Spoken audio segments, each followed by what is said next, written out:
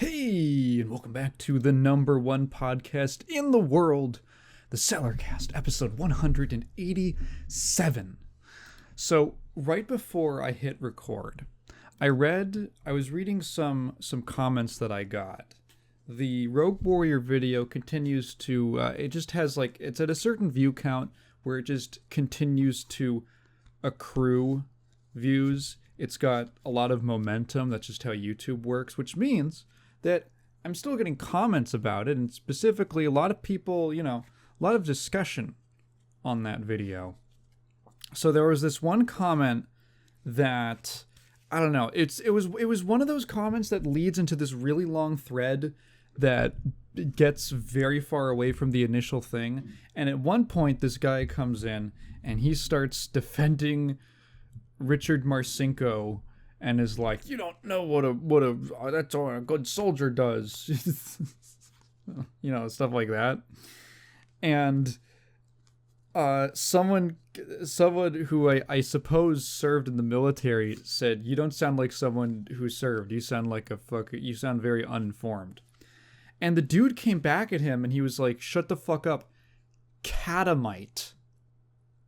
And I was like, what the fuck is a catamite? So I looked this up.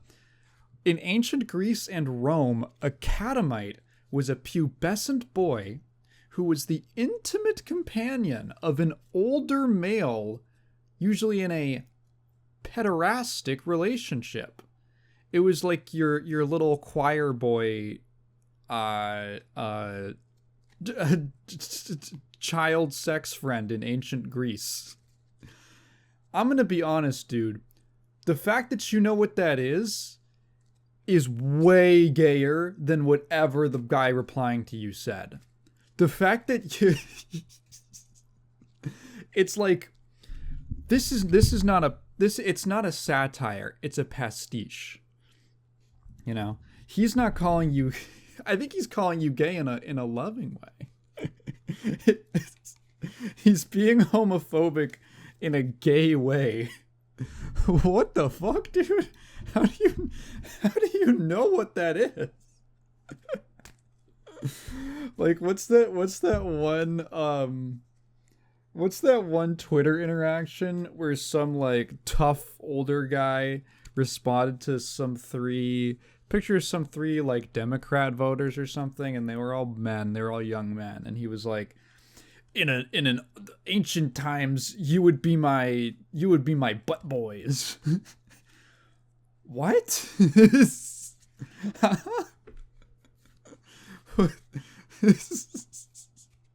Man, I can't stop thinking, man. You make me so mad, I can't stop thinking about fucking you.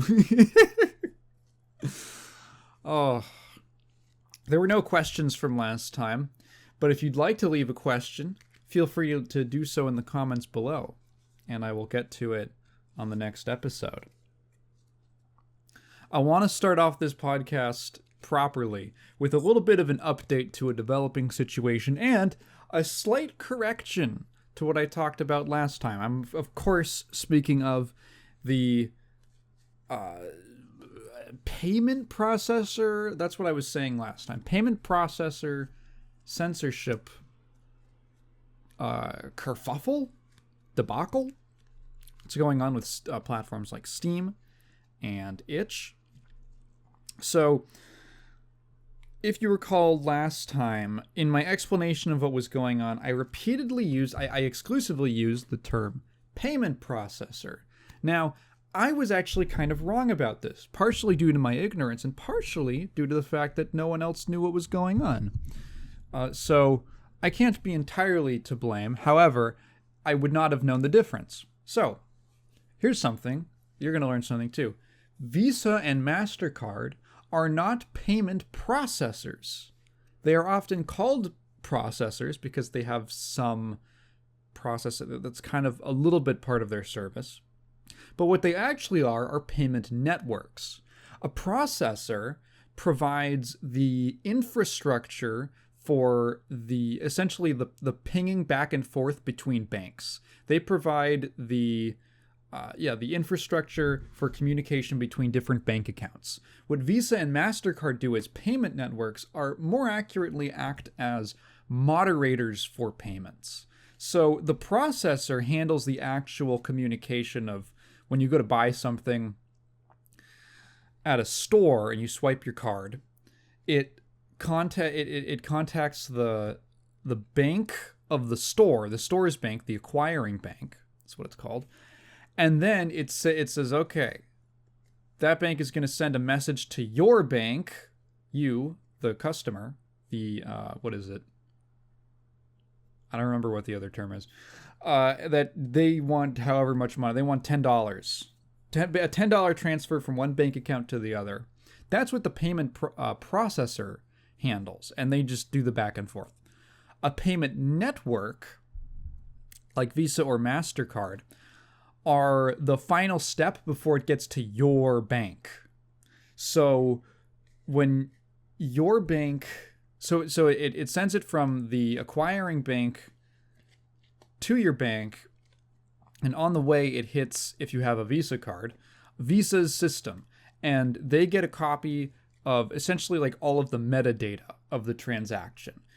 The time and date, oftentimes the location, depending on where the business is, certain details of the order, like what it is and maybe what category it is. Like, I think if you go to your... Mine does this. I don't know if yours will, but if you go to your transaction history on your bank account on their website, I notice some purchases will automatically be under certain categories.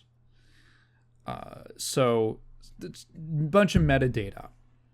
And they essentially check, they check for a couple things. For instance, does your account actually have the funds to pay for it? Or if it's a credit card, are you at your credit limit or something like that?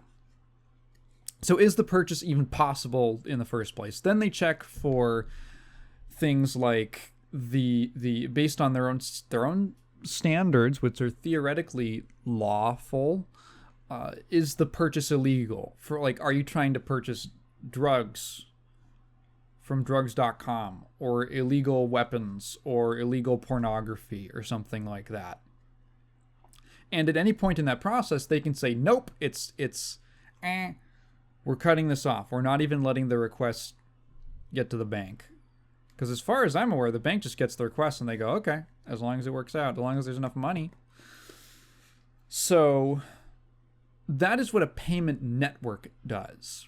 Obviously, all of these people are interconnected. Something like PayPal is a processor, but it also has its own... It can function like a network. You can link your bank account directly to PayPal rather than a card, for instance. So, slight error on my part, slight inaccuracy on my part. And that has come up today because MasterCard made a response to the situation because there's been a massive call-in campaign against both them and Visa, where people are calling to, and apparently the representatives are now getting sick of hearing it. So MasterCard issued a statement where they said that essentially nothing that we're doing is out of the ordinary. Quote, MasterCard has not evaluated any game or required restrictions of any activity on game creator sites and platforms, contrary to media reports and allegations. Our payment network follows standards based on the rule of law. Put simply, we allow all lawful purchases on our network. At the same time, we require merchants to have appropriate controls to ensure MasterCard cards cannot be used for unlawful purchases, including illegal adult content. So, essentially, yeah, okay, that's the statement. I don't think there's anything else to the statement. I'm reading from a Kotaku article because it has an update. Yeah, that's the whole statement. They just said, we didn't tell them not to do anything. we just have our terms of service.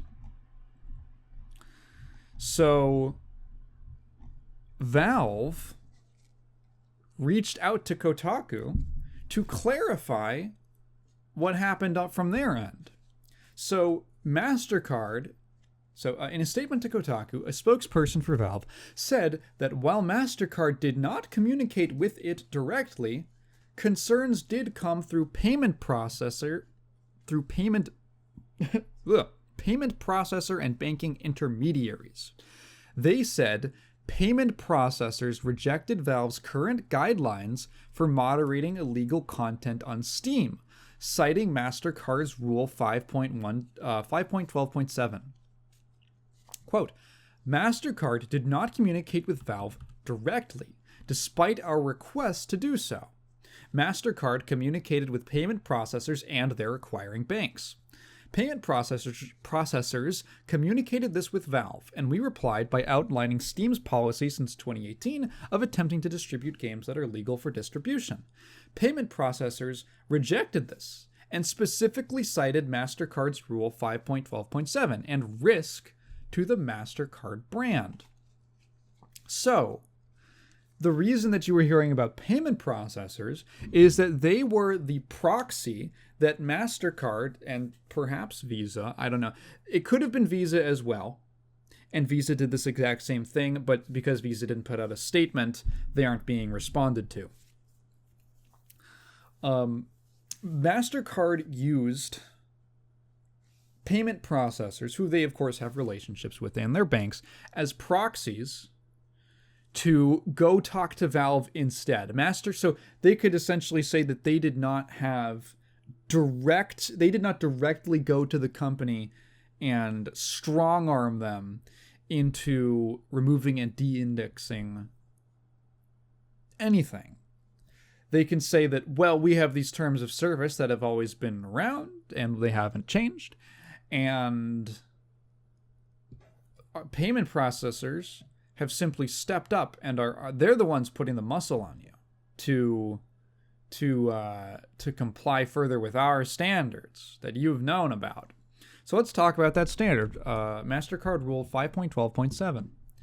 It states a merchant must not submit to its acquirer, and a customer must not submit to the interchange system any transaction that is illegal or in the sole discretion of the corporation, may damage the goodwill of the corporation or reflect negatively on the marks. The corporation, I believe here, is just referring to MasterCard. So essentially, I mean, that sounds pretty normal.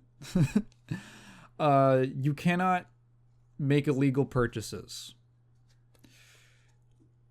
The second half is a little suspect. The sold may damage the goodwill of the corporation or reflect negatively on the marks, which I believe are just the investors or the board or whatever.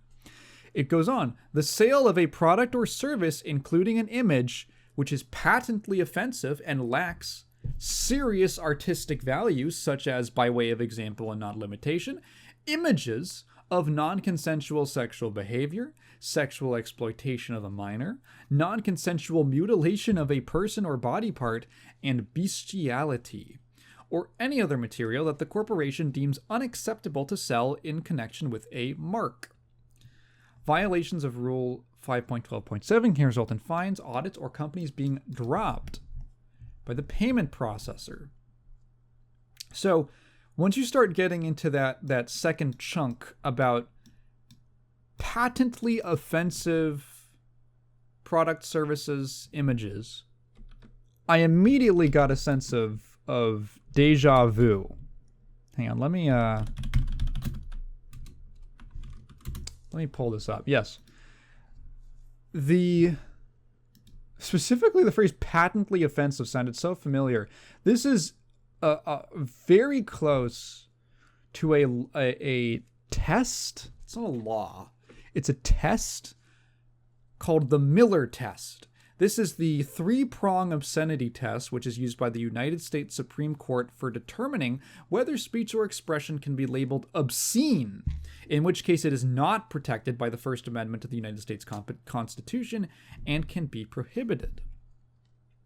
So, I talked about obscenity law last time and how most of the time, well, it can easily be abused for bullshit. So here are the 3 points of the Miller test. This was developed in 1973. The 1973 case Miller v. California. So point 1, whether the average person applying contemporary community standards would find that the work, taken as a whole, appeals to the prurient interest. So already, the average person. What is the average person? You? Me? You might not. You might be very surprised what the average person thinks about anything. Applying contemporary community standards. Contemporary? Contemporary in what sense? Because, like, the contemporary era is like a couple hundred years old, I believe. When is the contemporary era in history? Contemporary era.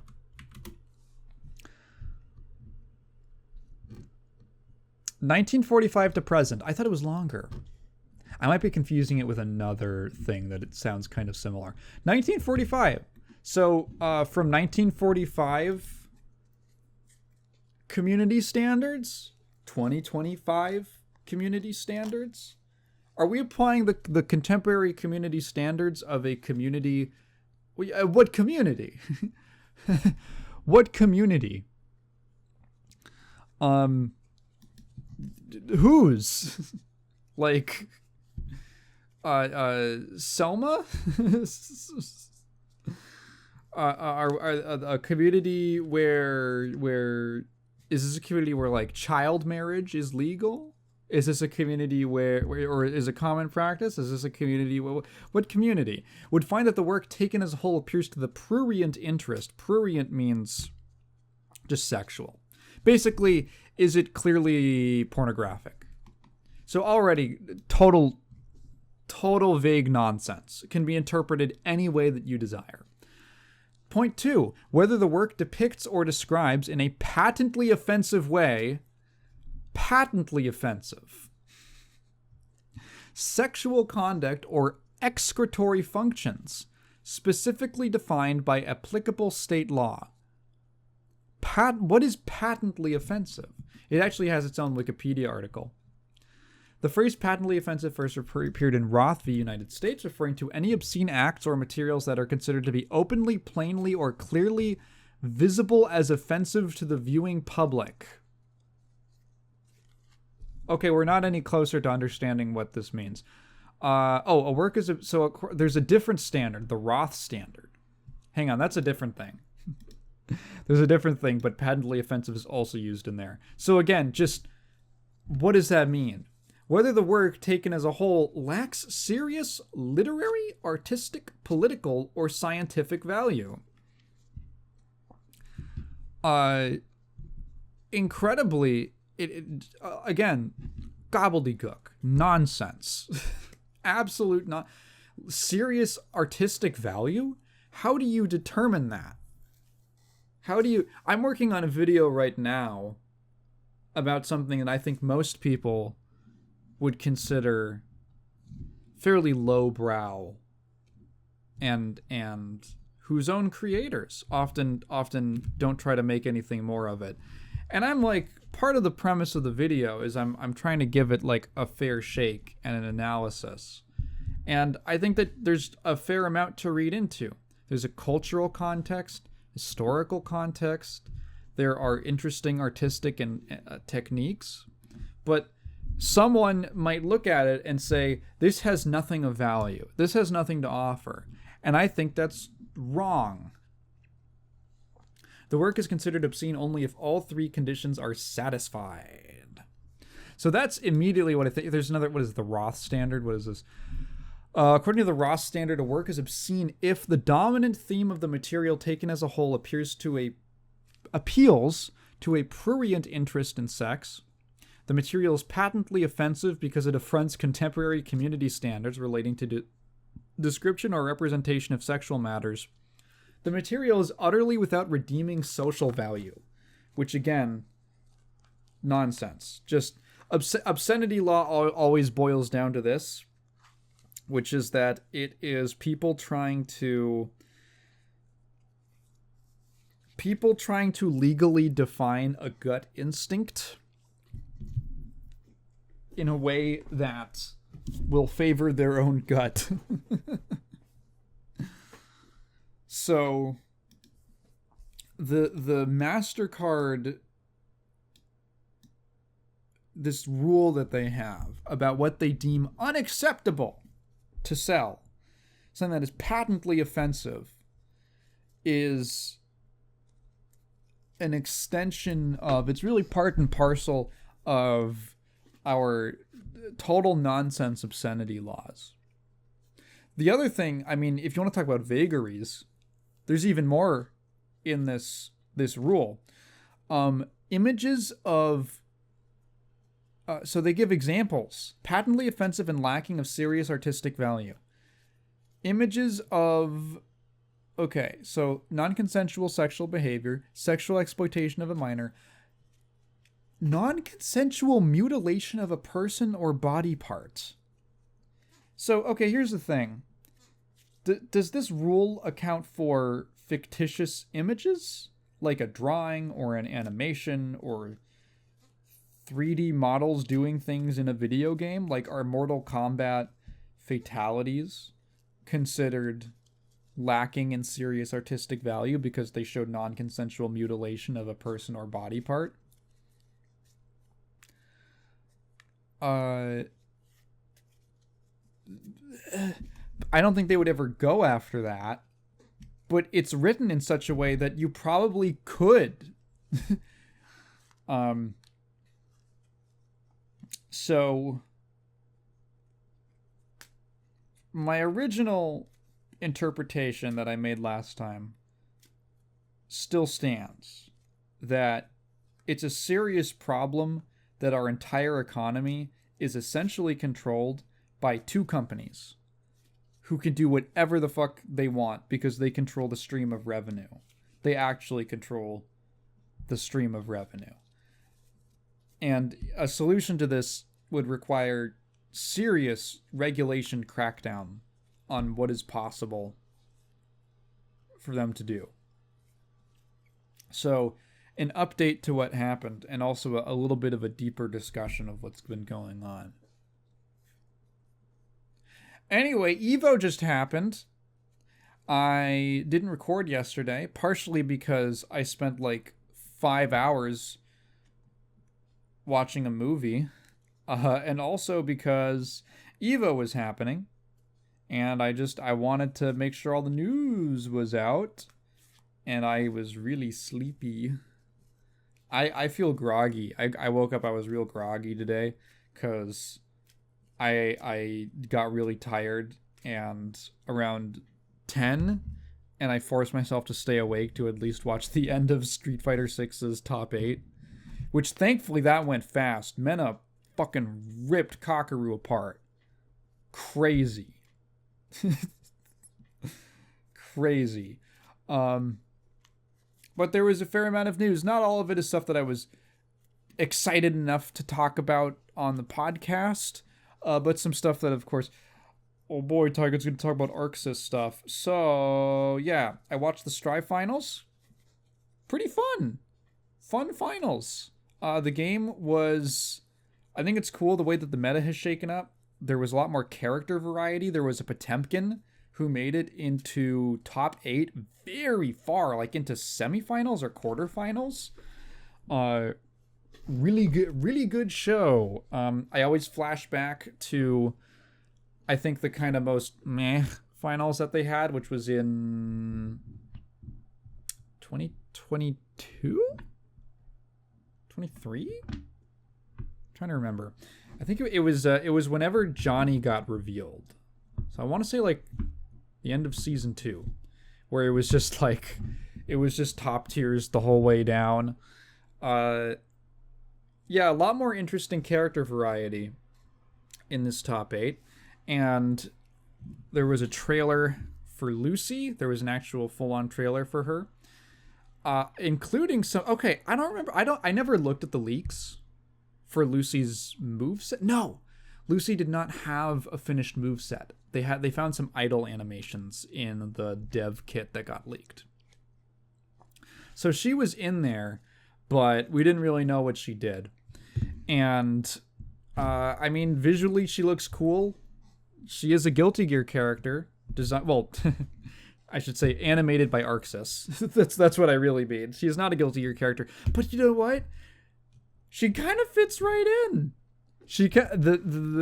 I talked about how when she first got revealed, about how difficult it must be to find a suitable guest character for a game like Guilty Gear, and specifically Strive with its really intense art style. And yeah, Lucy, there's a scene which I believe the start of the trailer, which I believe is a recreation of a scene from the anime. I haven't seen the anime. I thought it was 2D. I thought it was actually just a clip from the show, but no, it was actually fully modeled in 3D by the wizards at Arxis. Her gameplay looks neat. She has one really neat mechanic that I want to understand more of it, because it looks pretty cool, where she can hack the opponent. I'm assuming it's a super or something, where she can hack the opponent and do stuff. We don't know. But it opens up like the quick hacking or the quick hack menu or whatever from Cyberpunk, the game, which that's actually really neat, because I believe she's like a hacker type character. So to bring in mechanics from the game it's based off of is a really cool idea, and I believe it's the same UI and everything. So, neato. They also announced not like a new season, but Strive 2.0. They did not elaborate on what that means. They just said 2.0 is coming next year. When next year? Who knows? Hopefully, like, early? I guess. We'll probably find out more at Arc Revo, which I'll have to double check when that is, because it's probably after Lucy's gonna come out, so there might be trailers or whatever there. At the very end of the trailer, and I missed this when I first saw it on the stream, I missed this, but at the very end you get these line work concept art sketches that flicker by, and you can't even see the whole thing. But it is clearly Robokai and Jam. There is a figure with Robokai's belt buckle. You know it because it says Ennui. And then the new... That Jam concept art that got leaked, I think it was in the dev build. The test build. Wait, was that? Hang on, I'm trying to remember. Was the leak? Okay, in that dev build or dev kit, whatever. I know Jam was somewhere in there.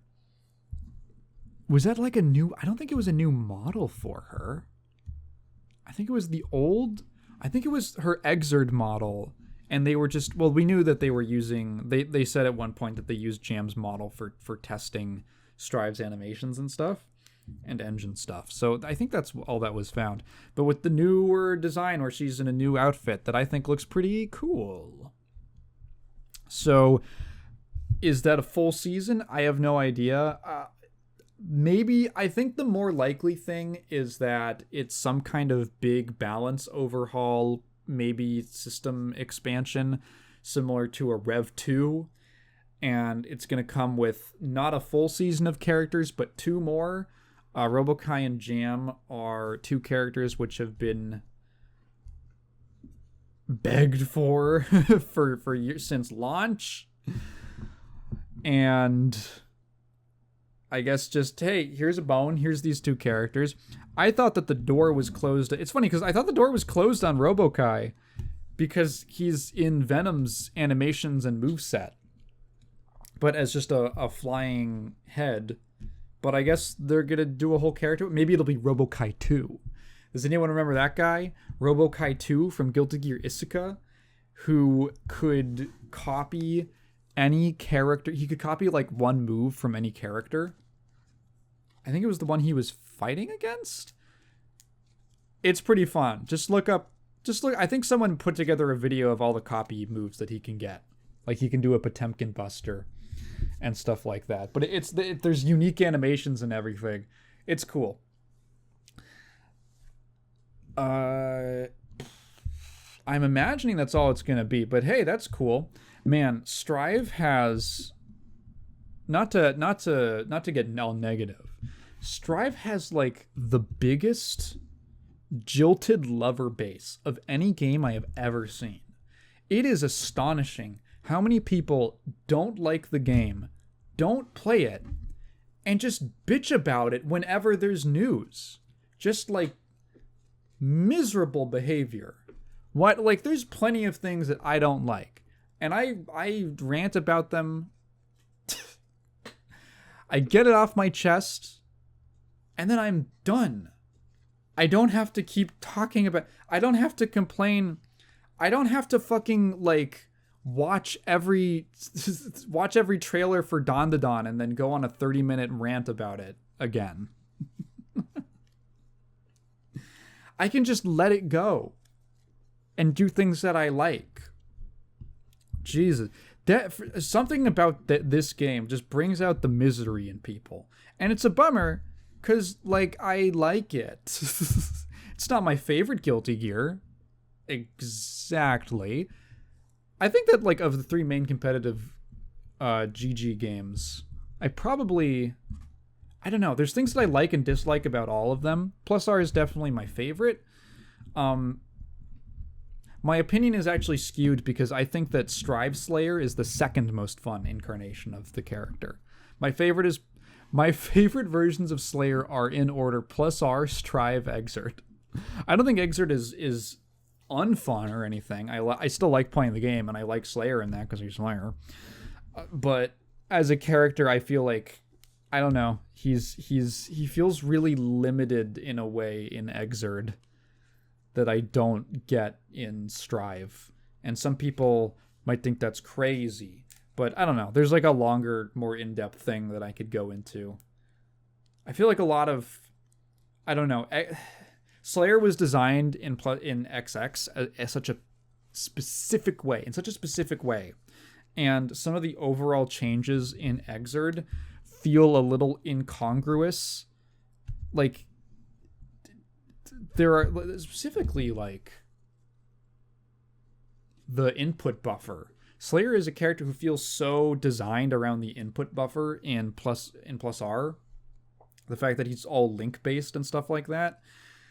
And in Exert, they kept him being link based, but there's like a 3-frame buffer, so it's absolutely trivial. There's combos in Exert that Slayer has that are like 1 frame. He's got multiple 1-frame links. And in Exert, it's just like nothing. And I'm not saying that's bad, like it technically makes the character more accessible, but it's like, why? It's more just, why even retain this part of the character instead of just, I don't know, giving him really specific unorthodox Gatling routes or something like that. Because that's basically all it amounts to with very little practice. So in Strive, they just took all that shit out and they're like, yeah, he just gets normal, like, universal Gatlings now. He just gets normal Gatlings, but they gave him a bunch of other stuff. He has a bunch of properties on moves that were missing in Exert or were not designed, because Exert was based off of Reload. And so the Reload version of the character just has stuff that was not in Plus R. Like the way 2H works, or other stuff. I love 2H so much.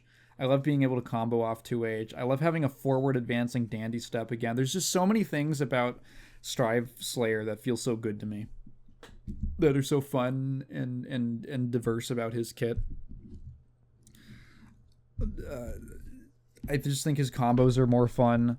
Exerd Slayer combos are really, I don't know. Plus R, okay, Plus R Slayer has these like his air routing is incredible. It looks so simple because you're basically just using 2 moves or 3 moves.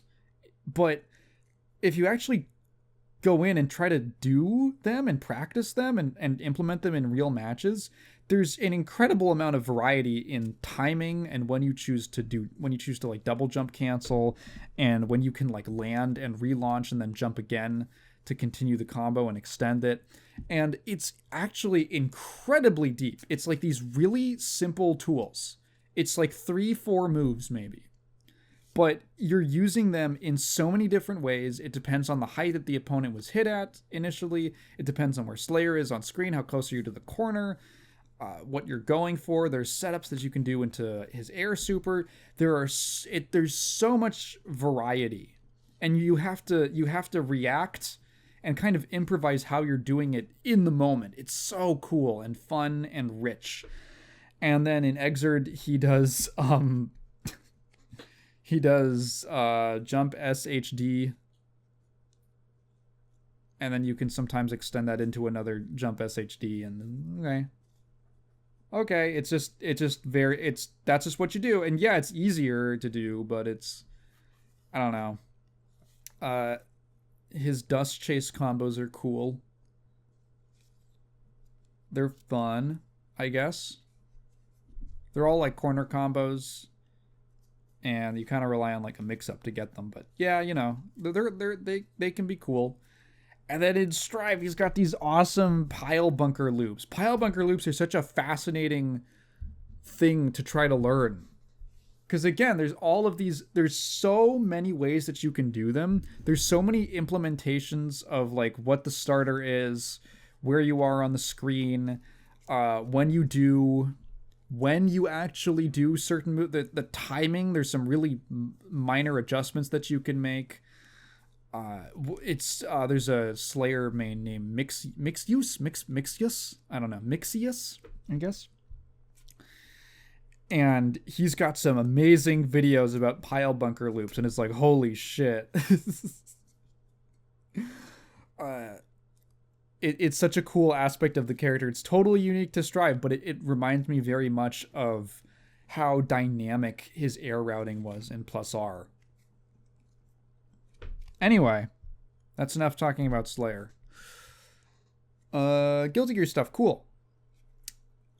Big stuff for Tokon. So, this is not technically Evo, although it happened because it happened a little before, but we got a full gameplay reveal. Sorry. Yeah, basically. They put out this beginner's guide to Tokon, which went over all of the core system mechanics and the way that the game works. We also got some some nice graphics of the character movesets and their breakdown and stuff. So, initial reactions to the Tokon gameplay. Wow. This is a very Team Blue game. So if you aren't familiar, Arc System Works breaks down its fighting game developers into 2 teams. Team Red, which is basically Daisuke's team, and Team Blue. That's traditionally been the division. So Team Red always generally works on Guilty Gear. But Team Blue was initially like Mori's team doing Blaze Blue, and then Mori left, and Blaze Blue's kind of over. They did BB Tag. They did Persona 4 Arena. So all the sprite-based stuff, that was them. And then at a certain point, I think that they just decided it would be better to get everybody on board with the 3D style. So They are also responsible for Gran Blue. Gran Blue also has certain things that are sort of gameplay homages or ideas carried from BlazBlue. There's a blue connection there.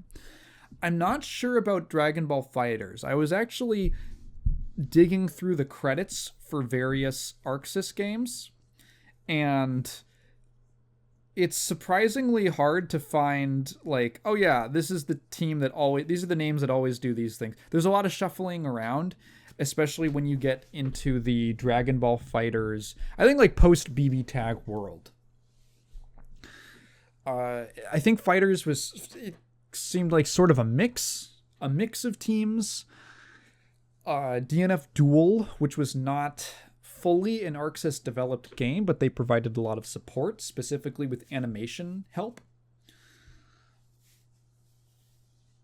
That seemed to be there's like a shuffle around gray area with that, but Tokon seems very much like a Team Blue game. 4-button fighter. One of those buttons are actually a 5-button fighter. So light, medium, heavy, and then U for unique. Unique is essentially the same thing as the unique button in Gran Blue, which was kind of the same thing as the drive button in BlazBlue. One of the things, I've gotten a little more experience with Gran Blue. I've played it at my locals with a friend of mine, and it's a cool game.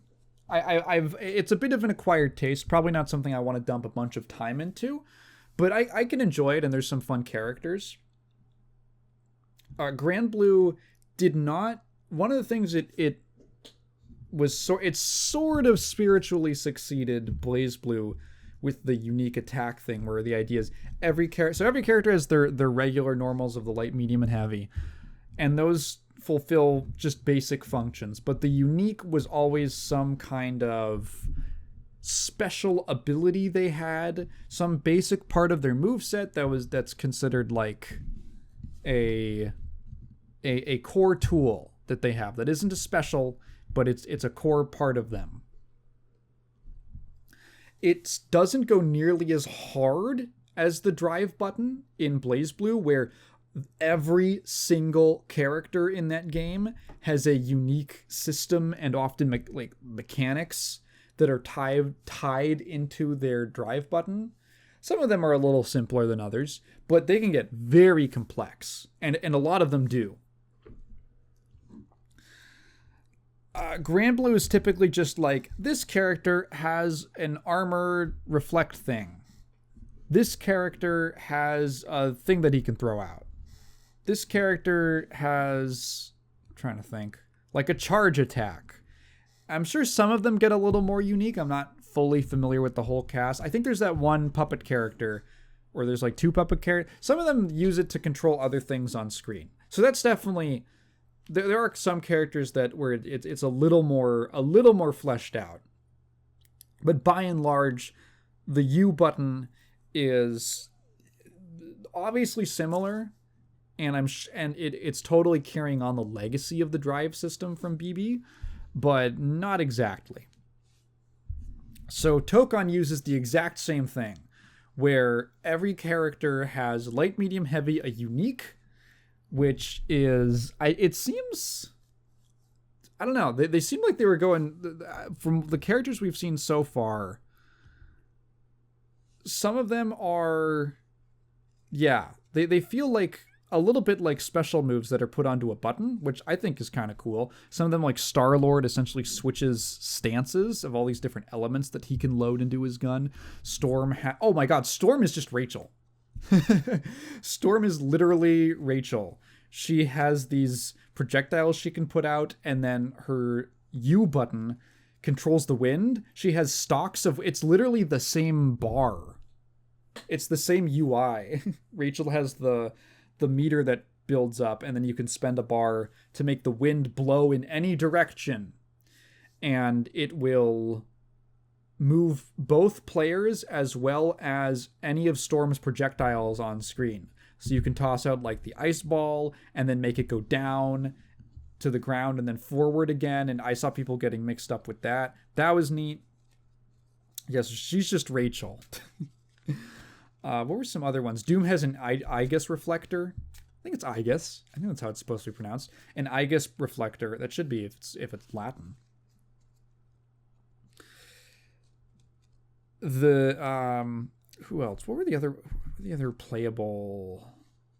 Oh, Captain America had the shield toss. So yeah, like, and there's some cool stuff he can do with that where he can bounce it back. I don't know how many times he can bounce it back, but it looks cool. So every character has this one button that's a little more, it's tied into a unique aspect of themselves, which I think for a superhero game is a great idea. It's a great idea.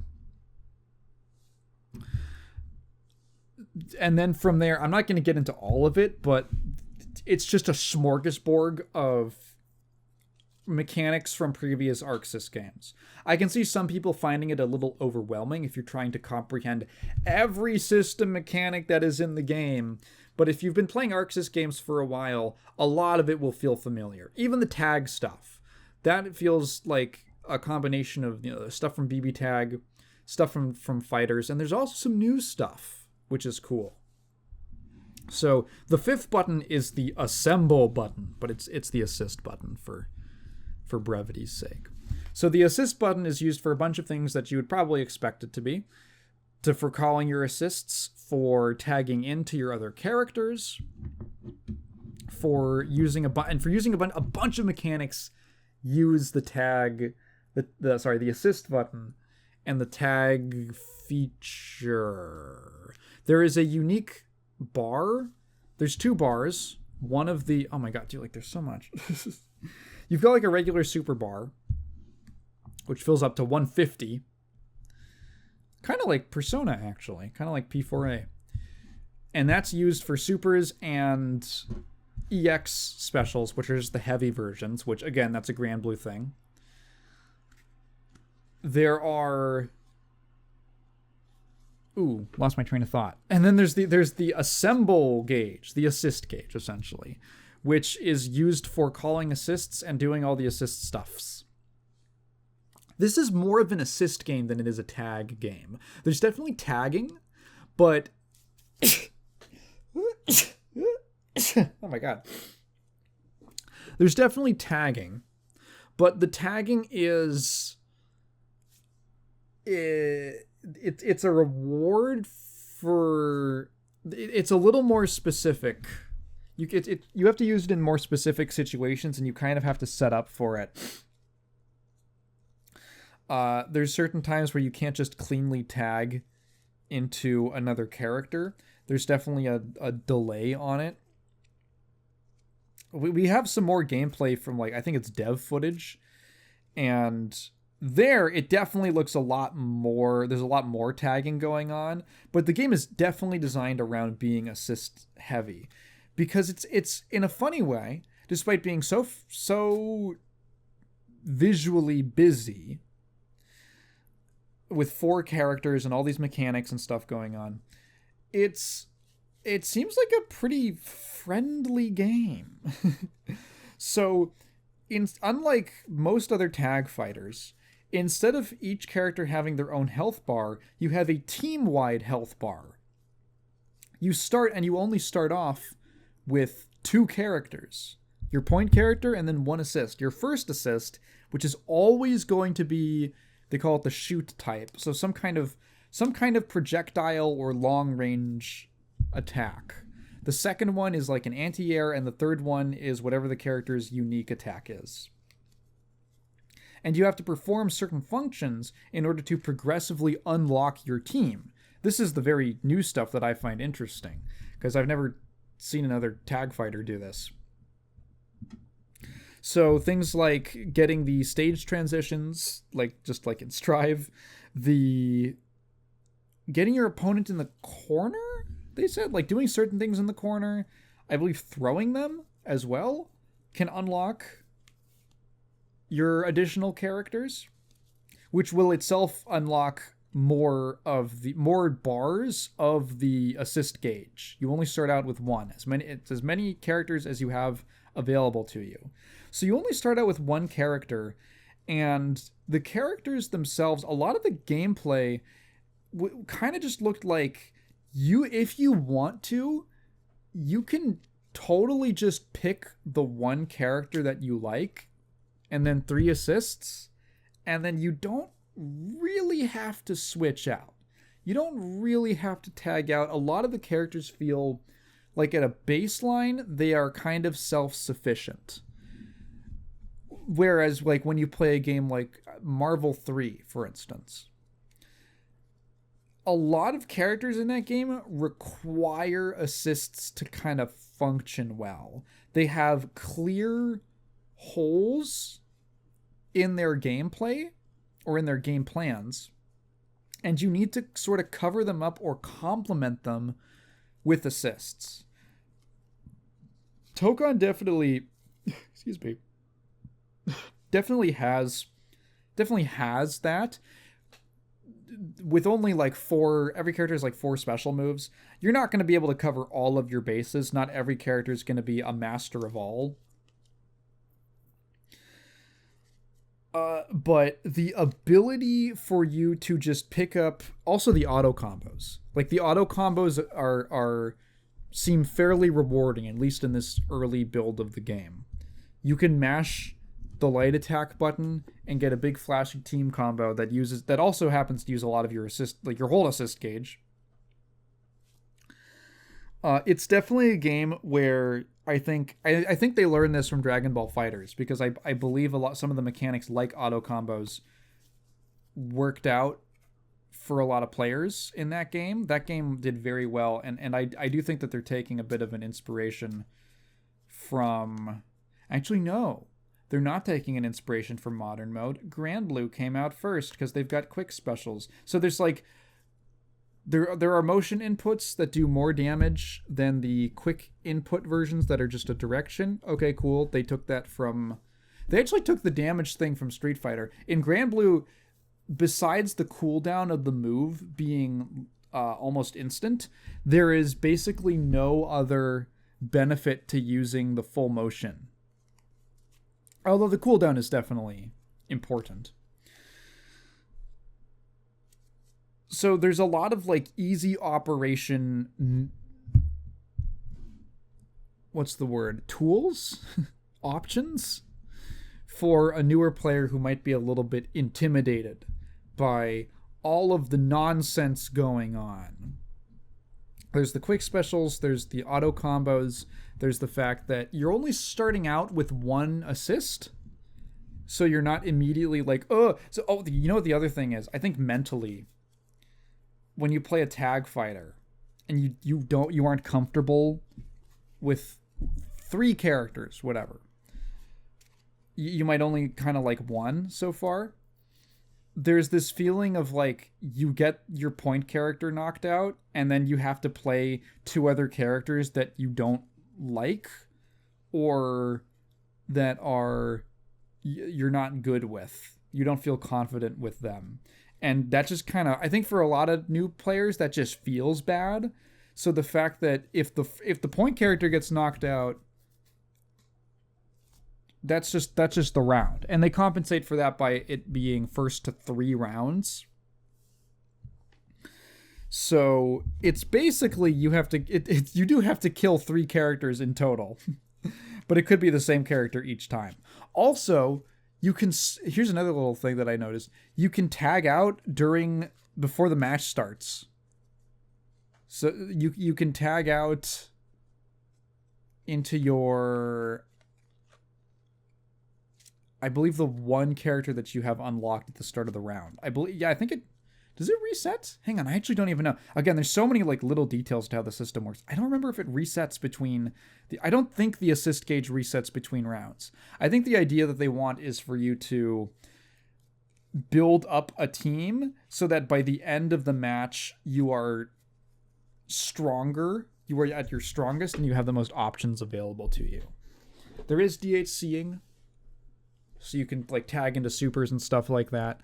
Funny enough, it costs a bar of assist gauge, which is weird that like no other game makes, because a couple other games have done like super tags, right, where you can do a super and then tag into another character. None of them make that cost anything for some reason. I have to mention, I just absolutely, I mean, I said this, I believe I said this when the game first was revealed, but I absolutely love the style here. I think that the visuals make me so excited to play this game. I've been watching, there's this guy on YouTube who a couple years ago did breakdowns of all of the character designs including alternate costumes, in the Square Enix Crystal Dynamics Avengers game. And holy shit, how far we have come. That game might actually be the worst depiction of superhero characters I've ever seen. That game like, it's worse. You know, Marvel vs. Capcom Infinite is ugly as sin. But man, at least it understood heroic proportions and posing and stuff like that. All the Squavengers characters look god awful. Just the dullest, most unheroic looking schlubs I've ever seen. I can't believe that got through.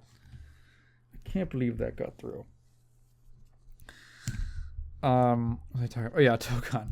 The visual stylings of these characters, it's just so funny that I've been watching these back to back, because the Tokon characters have so much vibrancy, so much energy in them. The animations are great. The combos look really cool. There's some cool stuff where the game has a combo limit. The game has a little bar that fills up as you continue to hit the opponent, like the longer your combo gets. And when it maxes out, they get a forced flip out. But you can diminish that. You can hold that off with two ways. One, basically, is just by spending resources, is the long and short of it. If an assist call hits the opponent, it drains a portion of the combo limit. It goes down by like a third from the looks of it. And if you use, I don't know all of them, but I saw a couple instances where the EX specials didn't increase the combo limit bar at all. It doesn't budge at all. So the more resources you're willing to expend, or the more resources you can expend, the longer your combos are able to get, which is important because you only start off with one assist. There will probably be some routes where you are able to combo into all three of your assists and get like continuous resets of the combo limit. That stuff will probably be crazy, and that'll probably be found out at some point by people. And the more characters that we have. God, I just want more characters. I want to see new characters. I want to see their takes. I want to see their takes on new characters. I can't even say what... We have so few at this point that I can't see... I don't know what the trend overall is. I'm assuming they're going to have the core Avengers. They're going to have the more popular X-Men, most likely. I'm hoping that we get some Fantastic Four rep Beyond Doom. And some of my own personal pet characters. my personal favorites. Like a character I'm going to talk about in a second. Oh, that was such a neat transition. That was such a neat transition, but there is a PS5 beta. Curses! A PS5 beta. In September. Curses! So... I'm assuming they're doing that because they don't want people to data mine and like crack the game, which is understandable, but curses. Yeah, so I'm hoping that they include some of my favorite characters, such as Adam Warlock. I went back and I reread and then finally like actually totally finished the Jim Starlin Adam Warlock collection omnibus that I own.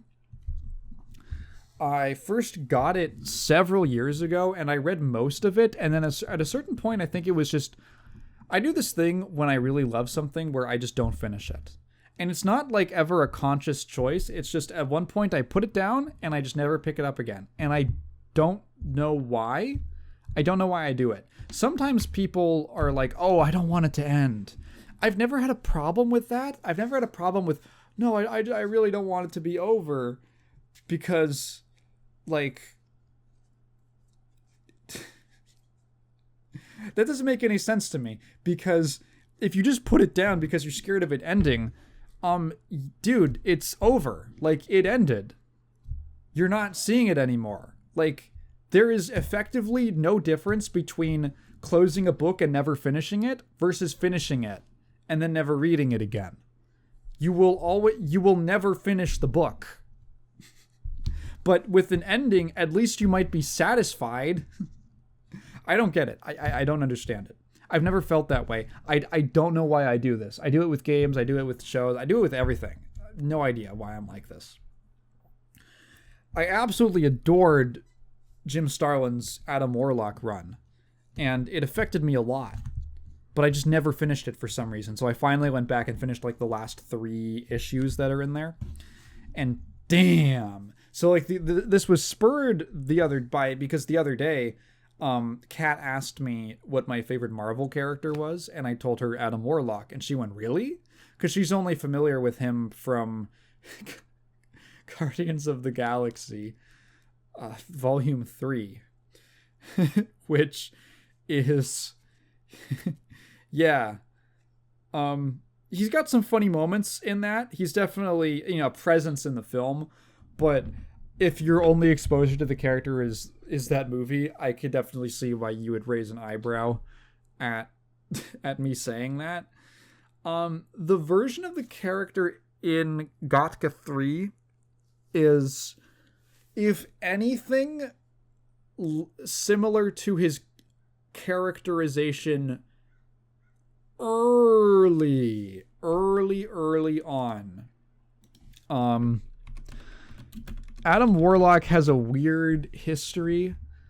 Let me look up, the various writers to work. Yes, okay, so Adam Warlock was originally created by Stan Lee and Jack Kirby because Jack Kirby wanted to make fun of Steve Ditko for being a fan of Ayn Rand. So Adam Warlock was a joke about objectivism and how objectivism was stupid.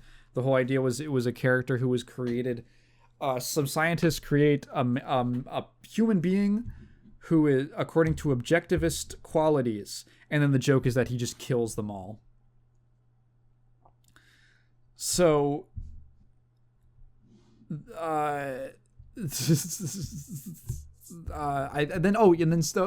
happened is that Stan Lee didn't like all the philosophizing, so they like changed it so that they're more generic, just evil scientists and stuff. And then Adam, who was not even called Adam Warlock, he was just him. It's him. Dracula flow quote. I can't think. There were multiple that came to mind. My brain got flooded and I couldn't say anything. He just kind of, he like fought Thor. He's like a weird, kind of reminds me of Frankenstein's monster. Like, he has a fully formed brain and senses, but he doesn't know anything about the world, and he's just very, I don't know. They were kind of, he's just a guy who goes around. That was his characterization. He fights Thor. He's one of the many various sci-fi villains that Thor bizarrely has. Then the creator Roy Thomas kind of took over for the character and wrote this. He wrote a series for Adam Warlock, which was basically him doing Jesus Christ Superstar and turning Adam into a Jesus allegory, with the High Evolutionary sending him to this Earth that he'd created called Counter-Earth that's inhabited by furry humanoids, like animal people. that was supposed to be without any strife or conflict or like social disparity. It was supposed to be an idyllic world, but then like an evil furry introduced like fur affinity or something, I don't know, to the world, and introduced furry discourse onto Counter Earth. And then Adam's got to go. He's got to go to Counter Earth and be their savior and their champion. And it's just him doing Jesus Christ Superstar, because Roy Thomas was raised Christian. I think he was Lutheran. Then, so that storyline like came to like a weird sort of inconclusive end. He fights the president. Who's a furry. And Jim Starlin took over for the character and was like, I do not fucking care about that. I'm going to wrap this up in like 2 pages of exposition. Jim Starlin had a very different approach. He is a very interesting character. I've seen Starlin described as like a Hunter S. Thompson type.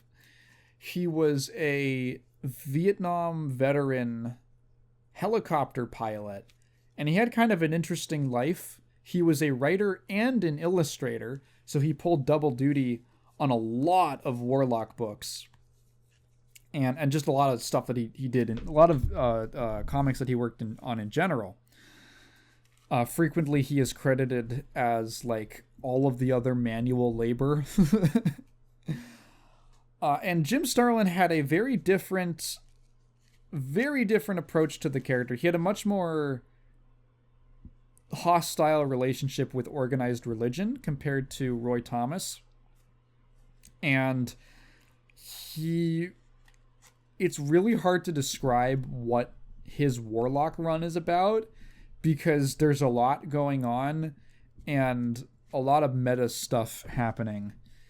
He essentially turns Adam Warlock into a character who, the premise, I would say, of Starlin's Warlock, which I kind of consider the definitive version of the character because I'm biased, is Jesus Christ completes his mission and returns to heaven. Now what? Not now what on earth. Let's keep the camera on Jesus. Where does he go? What does he do? Now, perhaps it's just like, oh, he goes back and assimilates with, God and all that, and the whatever is eternal and exists outside of time and all that. But Adam Warlock is a real, literal person. He is a being in the physical world. So what does he do? He has all of this power. He's a superpowered being. He can fly. He's incredibly strong. He's incredibly durable. He's practically indestructible. He doesn't have to eat. He doesn't have to sleep. He is effectively immortal. In the movie, funny enough, they add him shooting lasers, which is not something that Starlin has him do, at least not early on. He's just a Superman. He's a Superman with no weaknesses and no flaws and no vulnerabilities, and complete free will over what he does. So what does he do? He has no idea. Adam Warlock's journey is Adam Warlock is in a constant struggle to find meaning and purpose in his life. He is kind of tossed about various adventures where just weird things are happening to him. It gets very psychological. At one point, he fights a monster of his id. Starlin was really into psychology and philosophy and stuff. So he fights like his id that represents all of his dark thoughts. He joins up with Thanos. Starlin is also the creator of Thanos, and I believe most of the Infinity Gem stuff. So Starlin makes Thanos. He introduces him as kind of a neutral character who needs Adam Warlock's help to stop a character. I don't even know how far I should get into spoilers, but because I think you should go read it.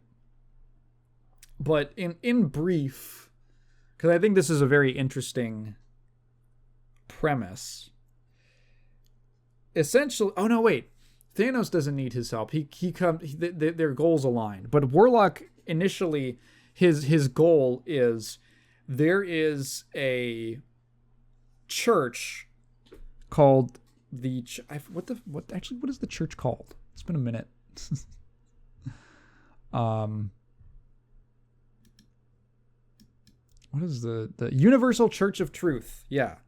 There's this thing called the Universal Church of Truth, which is led by this guy called the Magus.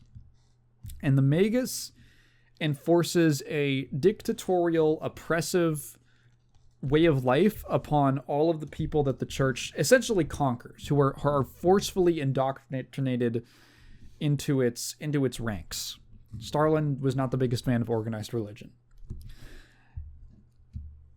Warlock goes to confront the church and ends up discovering its leader, the Magus, is actually him. It is in the future he turns into the Magus and gets blue and an afro for some reason. He's like the disco pope. So he is oh yeah, also Warlock possesses the soul gem. He has the soul gem, it's embedded in his head. And apparently the soul gem has eventually drives him insane. It corrupts him and turns him into this despotic religious tyrant who enslaves other people to like feed itself, essentially. And Thanos has aligned himself against the Magus, and like the Magus is there because he like traveled back in time, and it gets really weird. They start to get into how does Adam defeat himself, and it is by killing himself before he turns into the Magus, but in the future, in a different future point, and Thanos and the Magus are fighting, and the Magus, Thanos hits the Magus because Thanos is in love with death, and to Thanos, death is the opposite of life, but they are not cyclical. Death does not give birth to life in Thanos' interpretation. Life is a constant, essentially life is chaos. Life is the illusion of order, which is then shattered and then reforms itself over and over and over again. And life is spurred by purpose, which is provided by things like religion. Thanos worships death. He is enamored with it because death to him represents perfection, stability, an unchanging eternal state. And he is in love. His love of Lady Death, the Marvel personification of death, like the Grim Reaper, is basically just a representation of it. It's just a stand-in for his sort of philosophical need to reach this state of perfection. So he, of course, hates the Magus because the Magus is a conquering religious leader. He affects life. He spurs life. He gives people purpose. Doesn't have to be positive. He just causes change and the continuous chaotic cycle. And Thanos represents non-purpose and inertia. Or I guess like a stillness of inertia that never enters motion. And they're like clashed in this battle. And I'm reading this stuff, and at the same time, Adam is going on like a spiritual dimensional trip. And he's seeing this character, the In-Betweener, who represents... The In-Betweener is coming to like destroy him or something. It's coming to do something. I forget. And the In-Betweener represents duality. He's like the personification of dualism, which is both life and death, order and chaos, truth and illusion, all of these things, all weakness and power. And Adam has to subvert this like dualism in time to kill him, commit cosmic suicide. And mind you, the artwork during all of this is incredibly bizarre. It's really out there. Starlin was unsurprisingly really into LSD. He was into weed and LSD. Those are his two drugs, at least that we know of. A lot of the writers at Marvel were at the time, and artists, and you can see it in his work. The story goes a lot of places. That's like the first major arc, and it goes other places as well. It really feels like over the course of the run, Starlin's processing some crazy shit. He's powering through the drugs and his own. At certain points, it just feels like you're reading his thoughts when he's spiraling. And he's using Adam Warlock as an avatar to fight his own personal demons. And the moments of lucidity and peace that he comes to that are then ripped away by the world. There's stuff about, definitely it feels like survivor's guilt.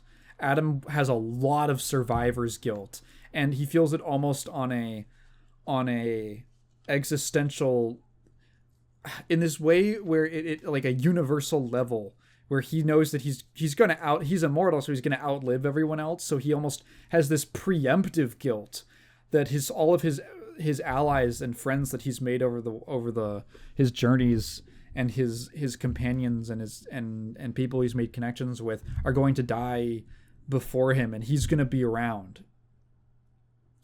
It feels like Starlin is grappling with a lot of shit. A lot of shit.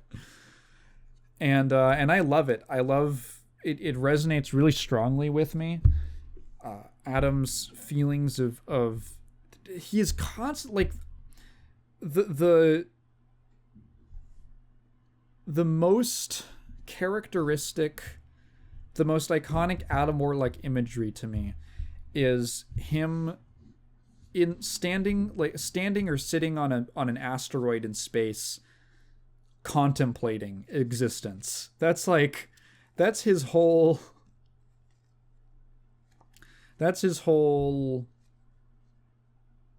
shtick to me, at least at the start of the story. By the end, there is a certain level of so this is really funny. Starlin just loved quitting Marvel. He quit over and over again and then came back. He did it several times. And he gets to almost the end of a big storyline, and then he quits again on a total cliffhanger. And then like 2 years later, they get him back to wrap it up in some like Avengers and Marvel team up issues. Basically, take some maybe like 3 or 4 issues worth of story, because those were extended books, and wrap up the Adam Warlock stuff. It's very funny because whenever he writes the big crossover stories, he always, because he did the Infinity Gauntlet and the whole Infinity Saga, he always just brings in his Captain Marvel, the original Marvel Captain Marvel, and Adam Warlock, because they're just like his little pet characters, and he makes them the most important thing in the world, which I find very funny. He really just wants to write these characters, but he has to use the Avengers. I don't think he writes them poorly. It's just clear what he really wants to write. But it's fun. The team up has Spider-Man and The Thing going up against Thanos, which is great. There's a moment where Spider-Man's like, hang on, let's hear him out, Ben. And then Thanos is like, did you think I was just gonna, oh, okay, you think I was just gonna monologue?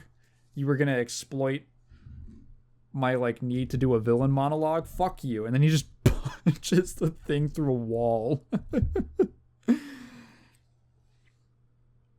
So, and then by the time it wraps up, there's, it feels like in the 2 years between him writing the initial run and wrapping it up in those additional issues, it kind of feels like he's at a different place, maybe a slightly better place.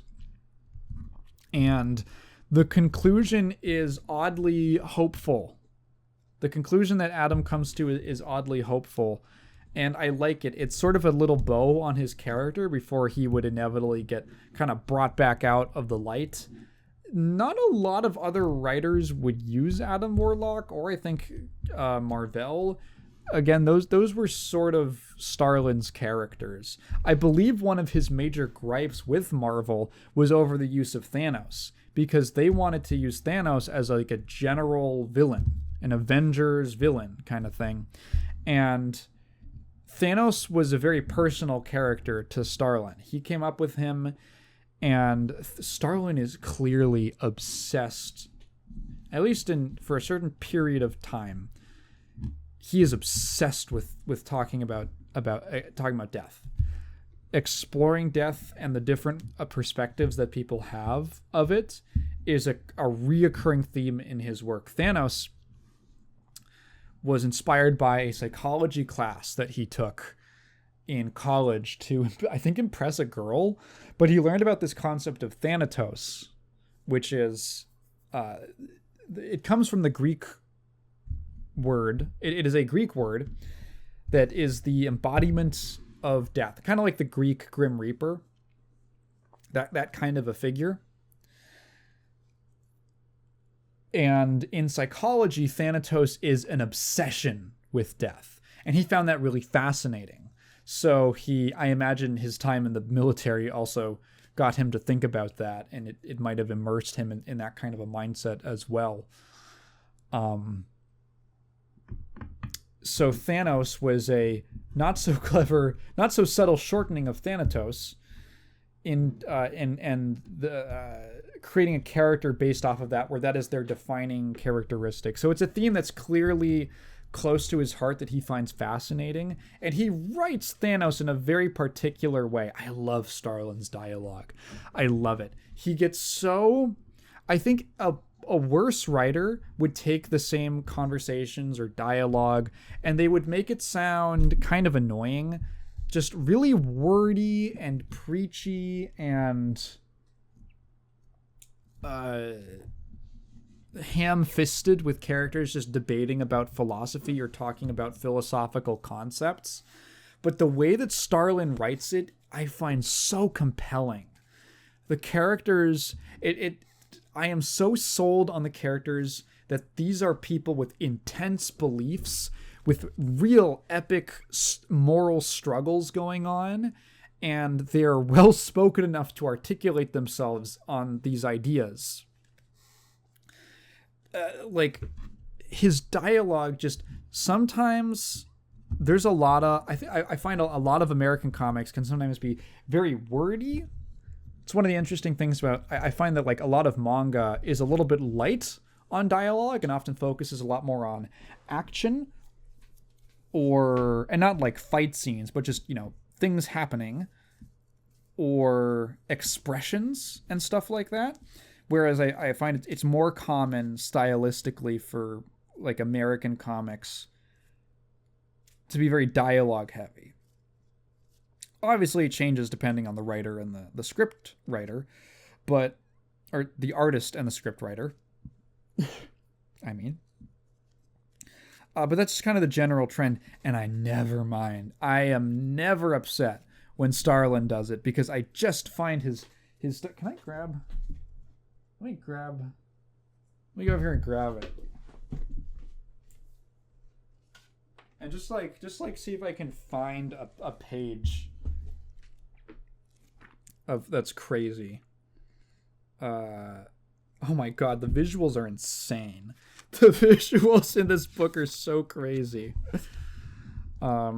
Really cool. God, the art is so cool looking. I love Starlin stuff.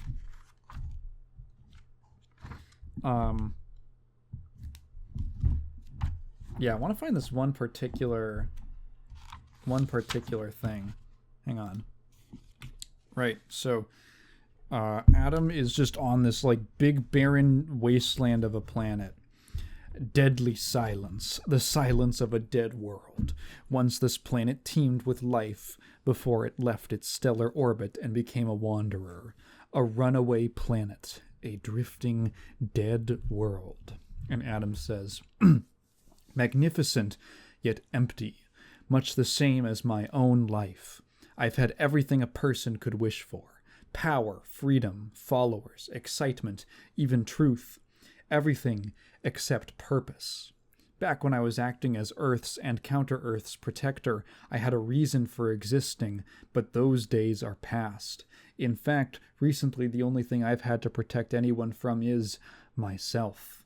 Perhaps I should find some cause to champion, except I've become too cynical of late to believe in anything. It's difficult to stand up for apathy.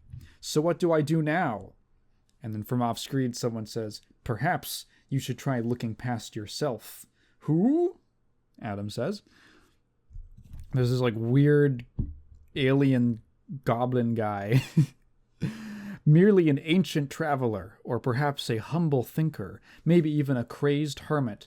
The choice is yours. Just as it's your decision whether you at last understand that what you seek stands before you, or continue to shout blindly into the wind. Then speak, Ancient One, Adam says. What is the purpose I exist to fulfill? Life is its own purpose, for life, like a vibration in the air, is a constantly expanding force, reaching out, growing, until a second vibration comes upon it. They meet and affect each other. There is then change. Yet still they continue to extend themselves, stretching out to the stars, where they'll find new contact and eternal change. Is that not purpose enough for existing, to be part of the all? And Adam replies, no, I want more. That's 2 pages. That's 2 pages. That's amazing. I'm like, fuck, I wish this went on forever. I absolutely adore Starlin's Adam Warlock run. It's just chock full of stuff like that. There's a couple weird issues. I think, like, okay, Adam has this sidekick buddy named Pip the Troll, who is this little troll man, and he is intentionally supposed to be Adam's complete opposite. Adam is very brooding and existential, and his thoughts are always elsewhere, and he feels kind of lonely deep inside. Pip is a bit of a hedonist. He's always smoking or drinking, and he just wants to have a good time. He's more of a comic relief character. He doesn't really do anything. He just kind of runs around. In every action scene, he just runs around. This is also where, I don't know if she was introduced here. She might have been introduced here. This is really early Gamora stuff, who you might know from the movies. She's cool. She's just kind of an assassin. She's just kind of a sexy assassin lady in this crazy, like, full fishnet bodysuit. Oh my god, speaking of alien stuff, Starlin just loves drawing crazy aliens. I love how much detail and how many unique, odd designs there are. It's so... everything is... It's just a visual feast. There's a couple stories with Pip that I don't... that are like kind of Pip-centered, that are sort of like backup issues. I think they called them inventory issues. I'm not as into those. They aren't quite as interesting.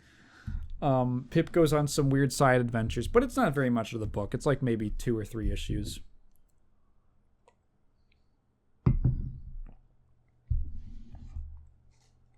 But yeah, a really, I find emotionally resonant story with a lot of very interesting character work and concepts. Great, beautiful artwork.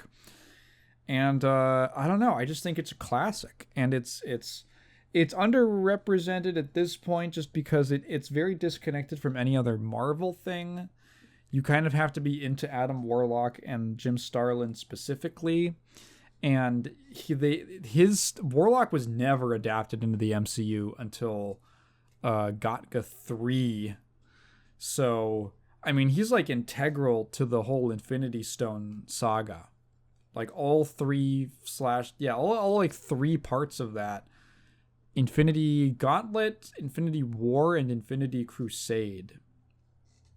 And Warlock is a key part of those storylines in the comics.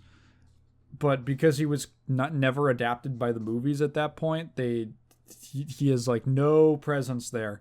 So I have no idea what they would do with him in the MCU now. I'm also like not super sure, because at the end of Guardians 3, he's not alone, which is the problem. He has like a purpose and friends and stuff.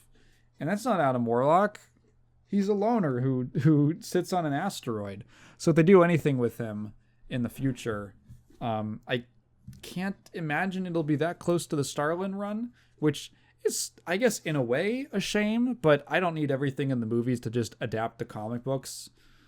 It's not like gonna break my heart, but it's just like, okay, well, this is a different version of the character. Yeah, Adam Warlock rules. It's great. You should go read it. I have described like 2% of the crazy stuff that goes on in his run. So that was from the 70s. Some of that shit's crazy now. Reading it in the modern day, I can't imagine being an 11-year-old in 1977 and picking up Jim Starlin working through his like war trauma and existential crises through like LSD and weed, and somehow that's like put onto the page in the form of a superhero drama.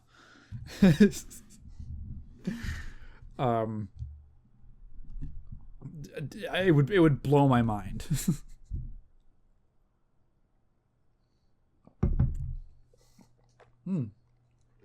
I got a drink in between while I was searching for the page that I was looking for. Now, finally, I'm going to talk about what I was spending 5 hours doing when I could have been at home watching Evo. My dad and I went to go see a screening of Gone with the Wind, the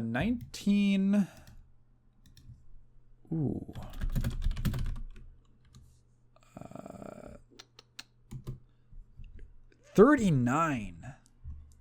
Jeez Louise. 1939 epic romantic drama. It's 4 hours long. Sorry, 3 hours and 58 minutes.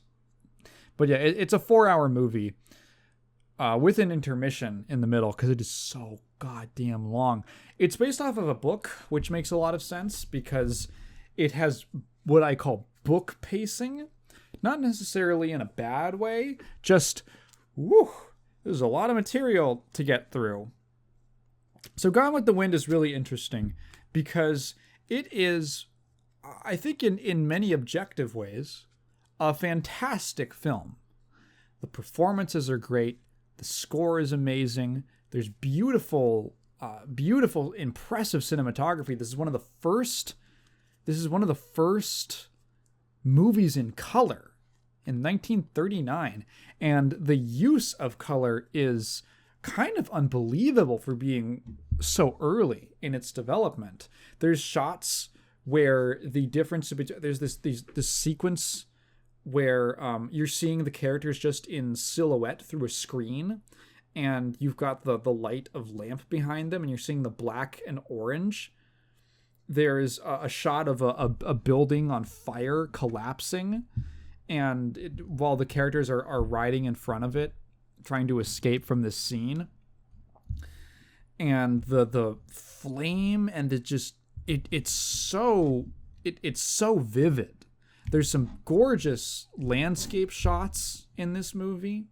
The plot itself, I find actually very interesting, and it's funny at many points. It's a very humorous movie. The characters are really fascinating. Their motivations and why they have like a whole psychology. They're very deep. It's a really good movie. You just have to ignore that thing. You just have to ignore the big elephant in the room, which is an issue because about a quarter of the movie is about elephants.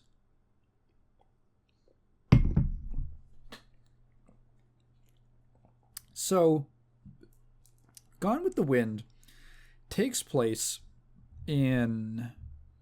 it starts in 1861. A little before the American Civil War in the antebellum South. And it progresses through past the end of the war into the Reconstruction era and several years beyond that. Takes place over maybe 10, 15 years? No, even longer than that. Jeez.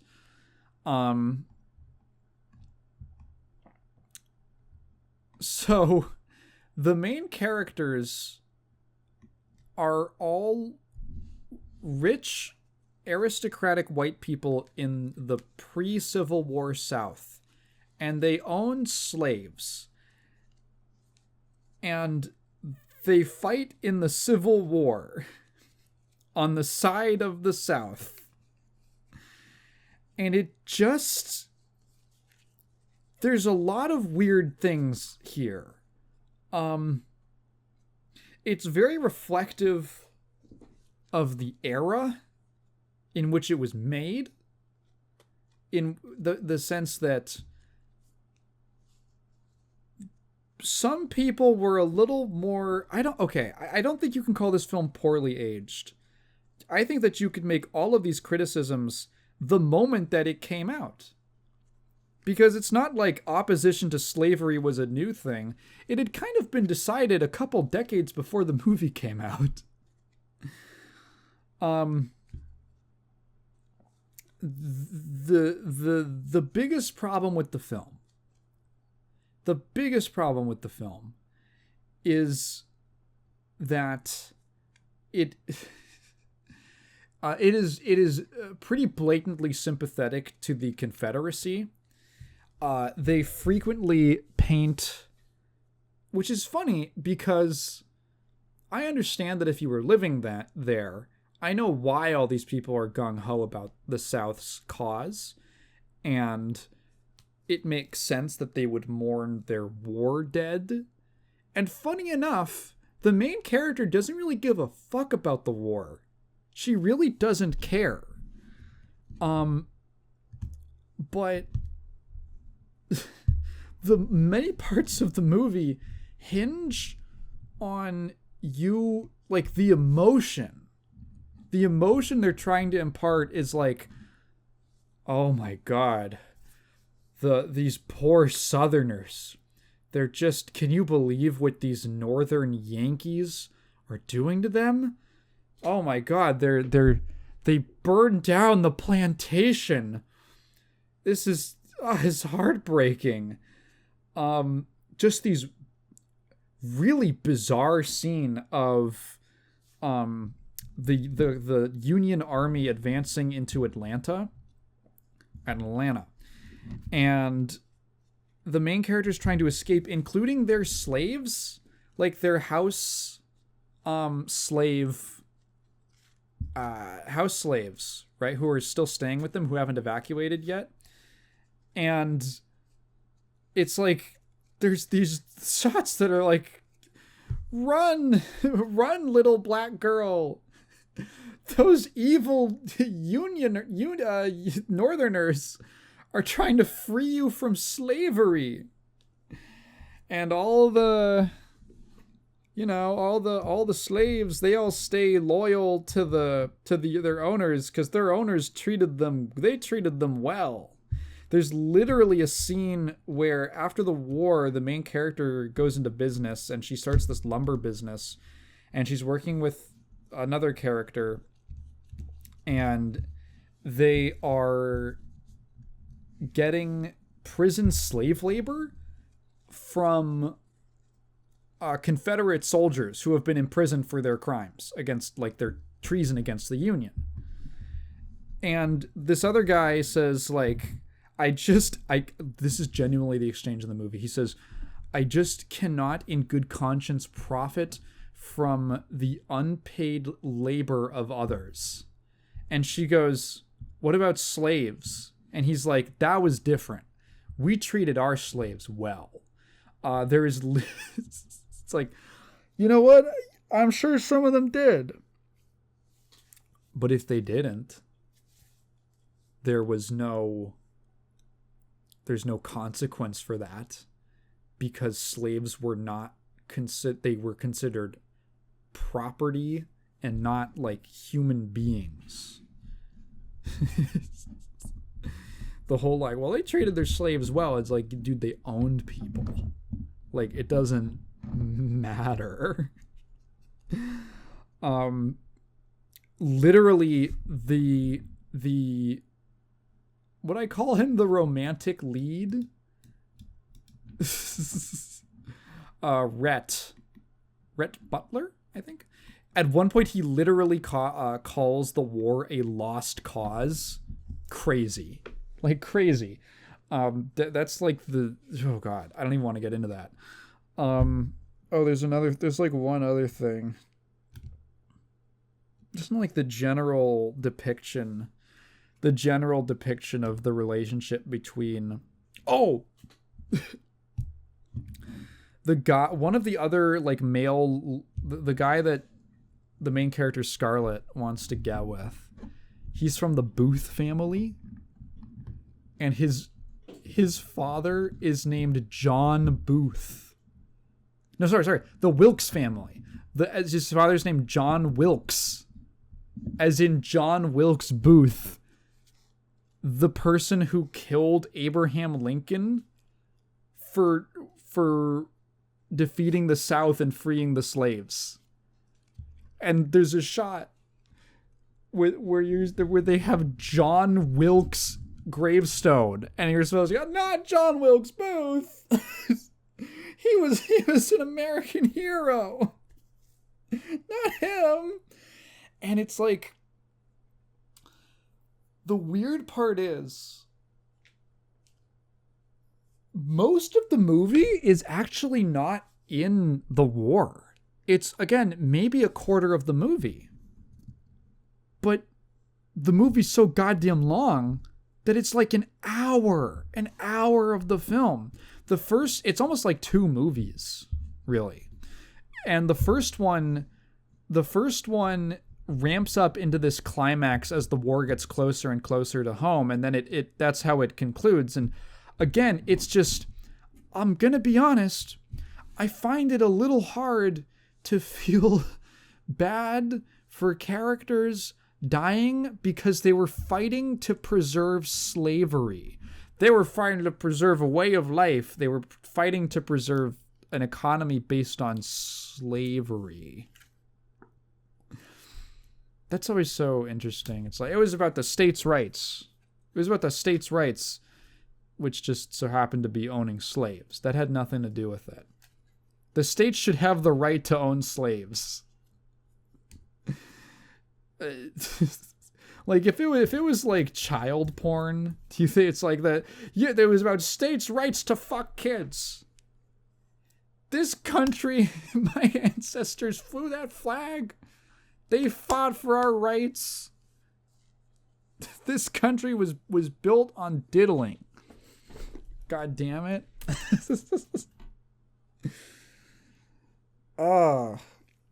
Like, it's a bunch of fucking nonsense. And it's clearly, obviously written by someone who is sympathetic to the South's cause, which is super fucked up. And it's very weird. And it sort of renders, like, an entire hour of the movie almost unwatchable.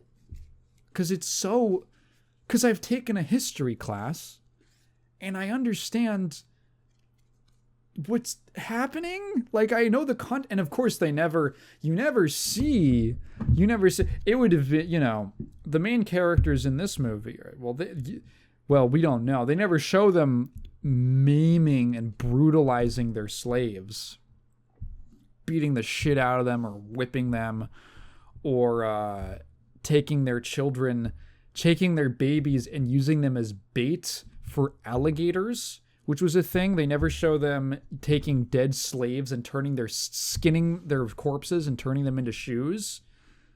This is all shit that happened. You can look this up. We never see that because that might make audience feel like they weren't these noble, proper people.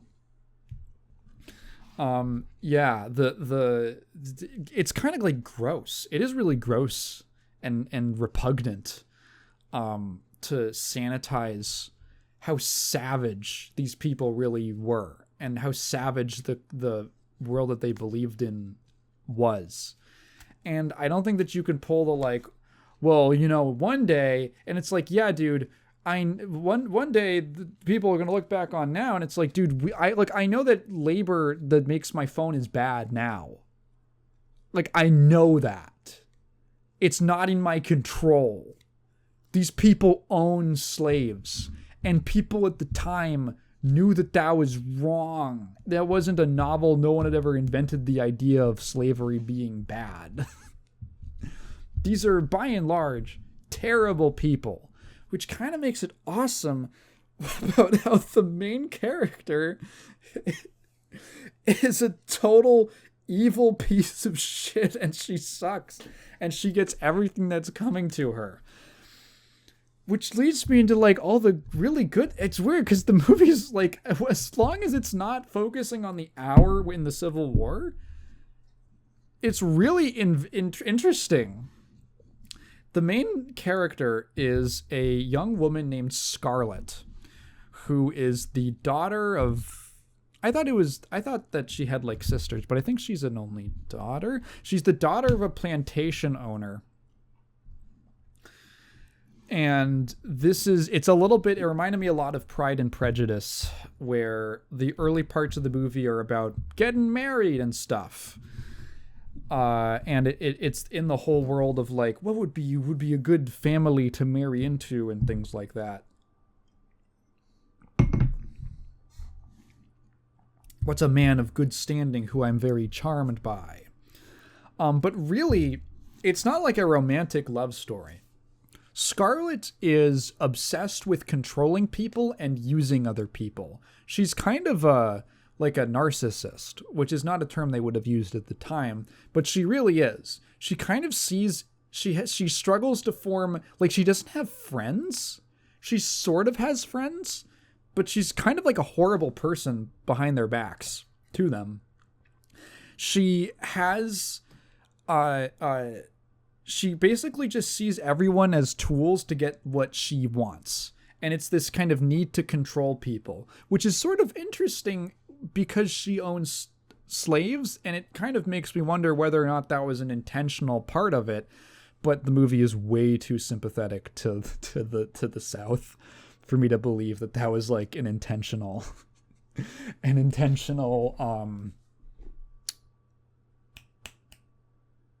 what am I thinking of? Parallel. That the ownership of slaves is similar to Scarlet's treatment of the other people in her lives, that she just uses them for her own gain. She's just always constantly, and that's kind of what I liked about this more than Pride and Prejudice. There's more prejudice in this movie. Ironically. Is that she has a lot of agency immediately. I kind of felt like the characters in Pride and Prejudice were sort of being just sort of batted around like a tennis ball, just from situation to situation. I think I talked about how like every couple minutes in that, like every 10 minutes, someone gets a letter, and that spurs just the next part of the plot. A lot of the important decision making happens off camera by people we don't see when they make the decisions.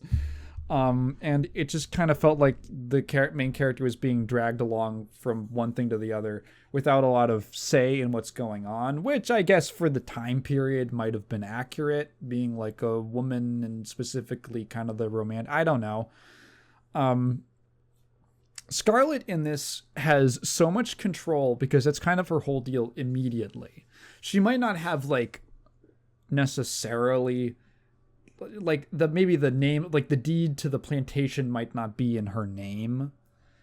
She might not have a bunch of money available to her all the time, like directly, but the amount of social power that she has and the way that even when she doesn't have power, the way that she kind of angles herself to get influence over people, her whole deal is that there's this guy from another family named Ashley. And she is, I don't even know if she really loves him that much. Her idea of love is kind of weird and twisted. It's more so that he doesn't love her. He likes a friend of hers named, I don't remember,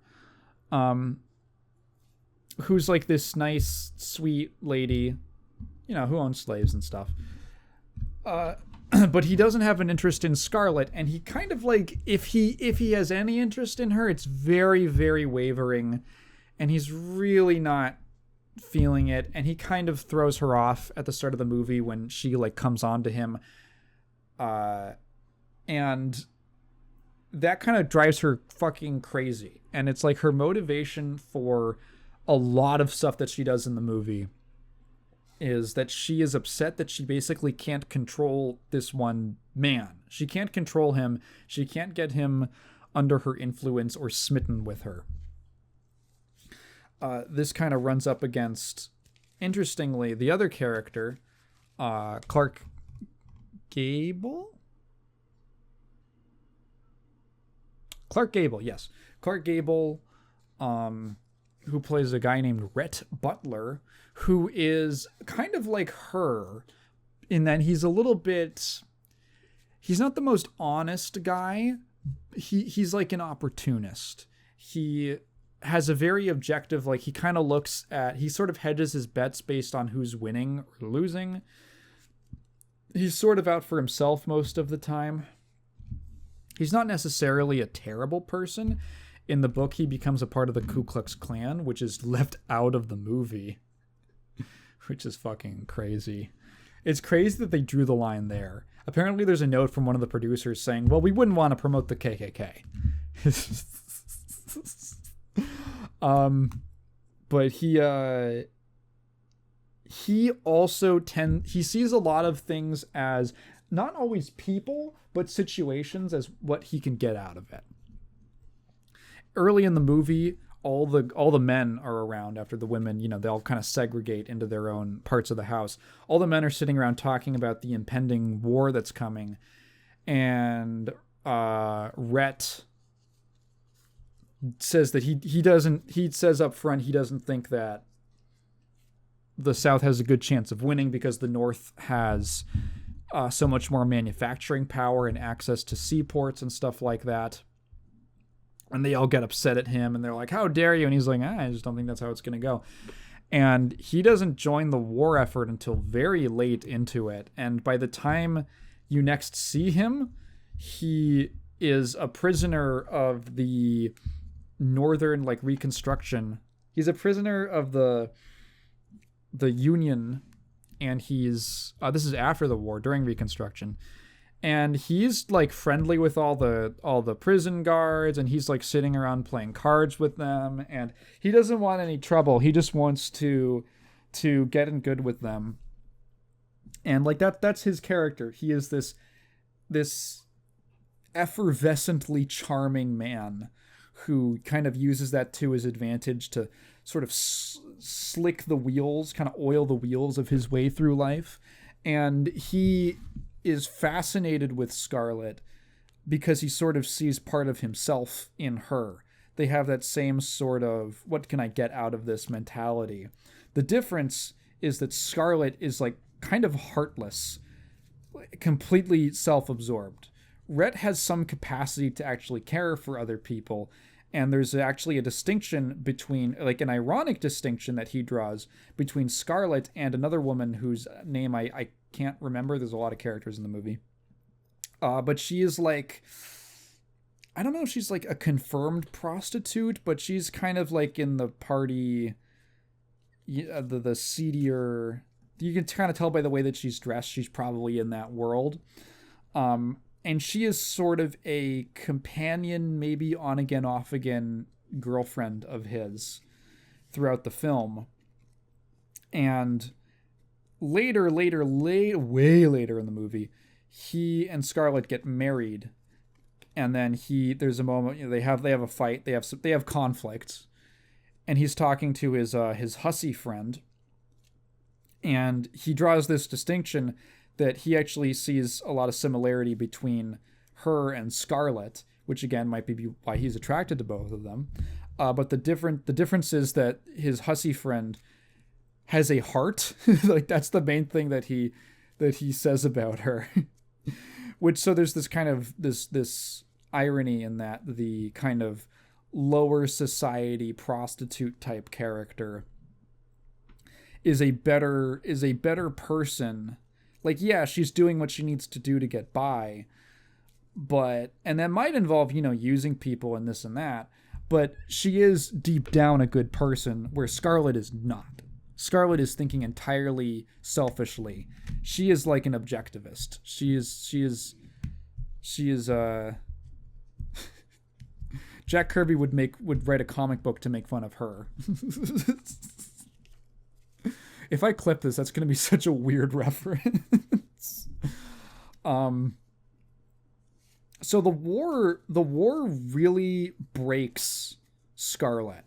It really puts an amount of pressure on her that she wasn't prepared for, not just because of the mortal danger that she ends up in, but also because it exposes a vulnerability and a weakness that it makes her feel weak and vulnerable. There's a scene where they have converted a church into a hospital, and she's helping out at the hospital in this church, and it starts to get too overwhelming for her, and she kind of like takes a step away, and there's this guy just moaning and screaming, and they're gonna have to amputate his leg, and she just sees that, and she just quits. She says, "I'm not helping out here anymore." And my interpretation of that is that the war is so much bigger than her. Everyone's thinking about the war. One aspect is that she's not the center of attention. That's one thing, is that no one's thinking of her. The men all go off to war when they should be trying to marry her. God damn it. But also, the war is something that she can't affect. She has absolutely no power to change what's going on in the Civil War. And she's confronted with maybe like the harshest example of that, which is that there's nothing she can do to stop these people from dying. These people are just, well, they're lost causes. There's nothing she can do to stop that guy's leg from needing amputation. She feels she's faced with this mass carnage and the South's losing war effort, and she realizes that she's extremely powerless. She goes back to the plantation, and it's been burned down. She's basically lost everything. She's lost all of her influence. And her family, multiple family members died. I think some family died in the war. Her father is basically kind of lost his marbles. It's just a fucking nightmare. She's lost everything. This is also after the March into the Sea, which was a part of, what is his name? Robert Sheridan? I think it was Robert. A Union general's campaign through the South.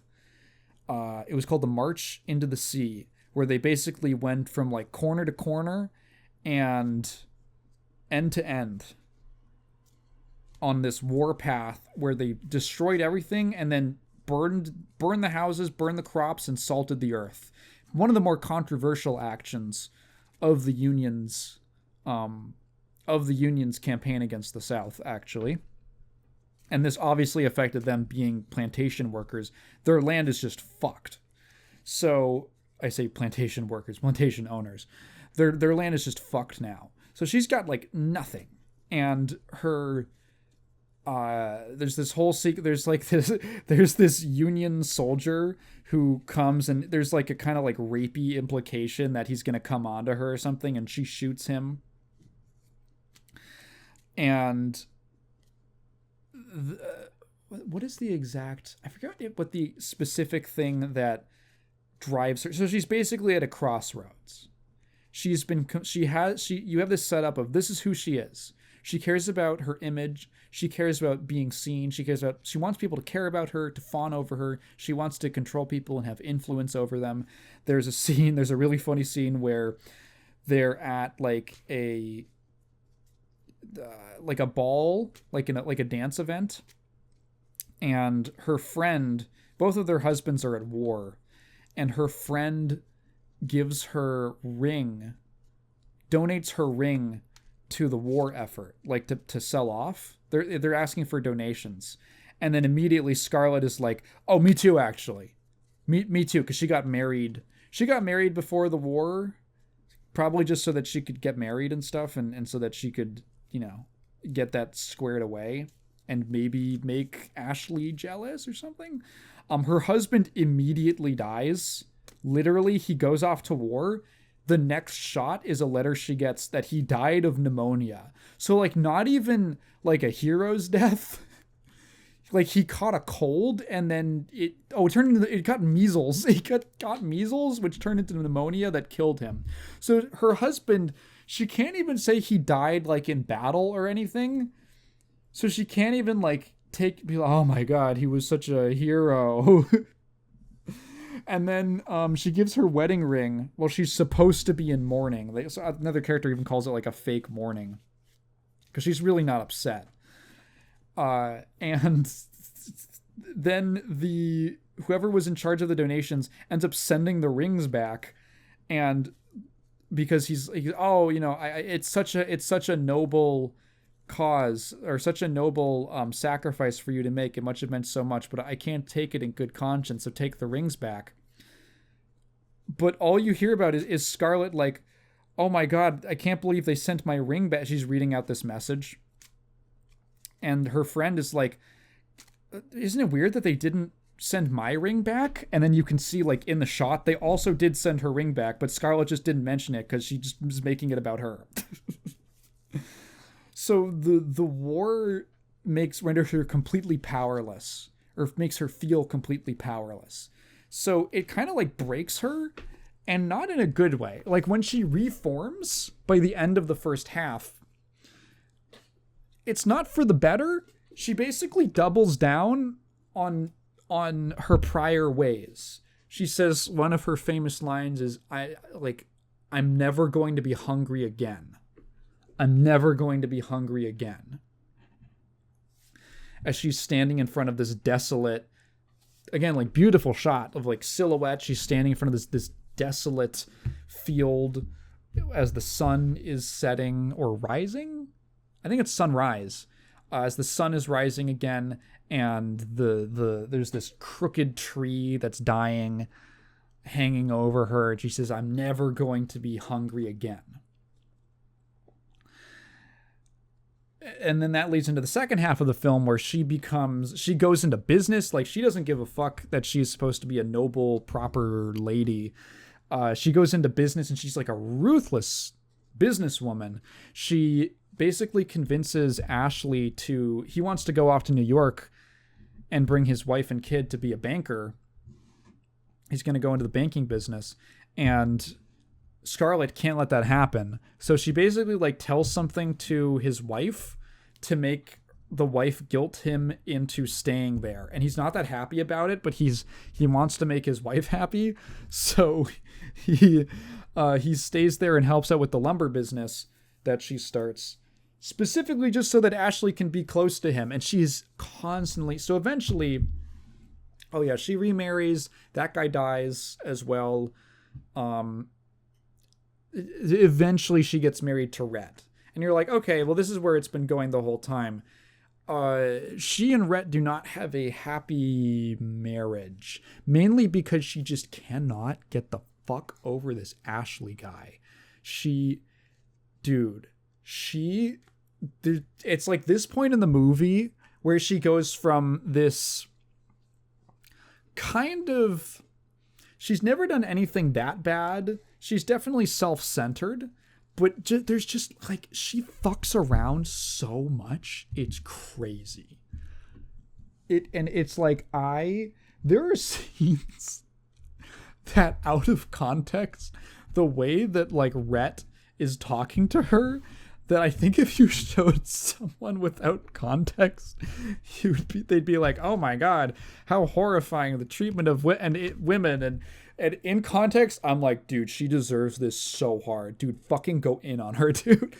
What the fuck? Dude, what the fuck is your the whole like back half of this movie is, dude, what the fuck is your problem?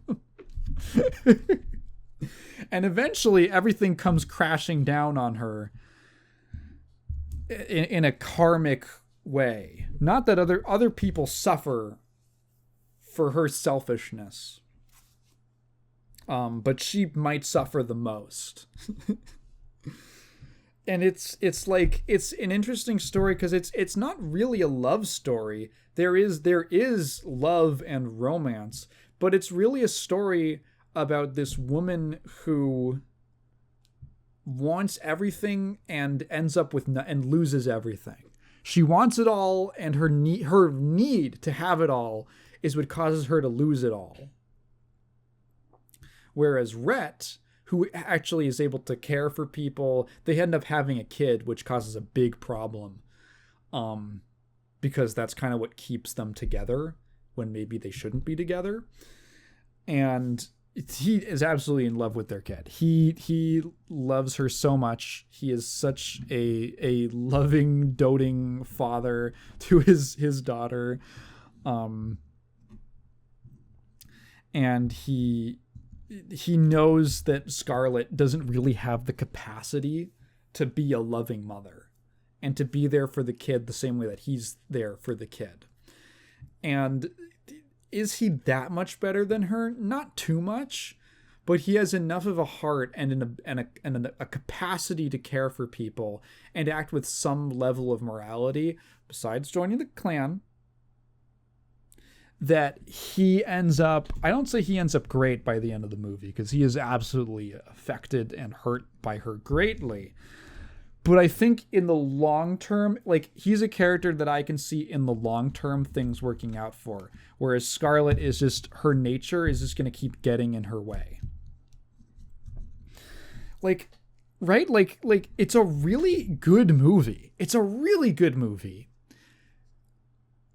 Just, if you take out all the stuff about how awesome slavery was and how it wasn't actually that bad, it's a really good movie. So it's at a conflict. I don't think it's something that should be censored or taken out of distribution. I think it's something that you should watch with a certain knowledge of history and in a historical context. Because in many ways, it's a great story. And it was very influential. It is a classic part of American cinema. And it's highly influential on a lot of filmmakers who probably made a lot of stuff that later influenced other people. And there's like a chain of inspiration here. So I think it's a little bit willowy and beating around the bush to act like Gone with the Wind never existed just because it's got some stuff that I even personally find pretty objectionable and are not like good ideas about history to perpetuate. Even it's actually cleaned up from the book. There's a couple other, I was reading about some differences from the book. A couple things were actually cleaned up as well, to make it feel less racist. But like at its heart, it's a story about, a big portion of the story is about the woe is me, not the Confederacy. It's something that should be viewed for its artistic merit, for its artistic merit, for its historical importance, but also with a knowledge of like what is in the film, what it reflects, the attitudes it reflects of the time that it was written, the time that the book was written, which 1936. Okay, so it's still the same era. And that, like, yeah, it needs a disclaimer, but it is a movie that should be preserved. Yeah, it's very interesting to actually watch, and god fucking damn, it is long. In the last 15 minutes, I had to go to the bathroom so badly. And we saw it in a pretty packed theater with a lot of people. It's Gone with the Wind, so you'd expect that. So I got up and let's just say, I got up before the end of the movie because I said, I don't want to finish this movie feeling uncomfortable. And like, it was getting to the point where I'm like, oh, it's kind of painful now. So I kind of waited for a moment after. I waited after what felt like a big moment, and I kind of had enough of a feel for the movie's pacing that I was like, okay, the next 2-3 minutes probably won't be the most necessary stuff that couldn't be explained by my dad in 10 seconds. So I'm going to get up, and let me tell you, I was in the bathroom. That was like a straight minute. That was like a 60-seconder. I needed that. My bladder needed that. And I came back, I finished the movie, and I said, whew, okay. I made it like 3 hours and 45 minutes. I drank like a whole root beer, like a large root beer. And that's how long I made it. So that's about that's about my limit. Yeah, that's a movie with an intermission, which you definitely need. It needs that intermission. Yeah, Gone with the Wind. It is good, but, you know, I put asterisks there. It requires more nuance than just saying, yeah, go watch it. And with that, I think I'm going to probably wrap this up. Man, I talked for a lot longer than I was expecting to. If you've enjoyed this episode, thank you for listening to me ramble.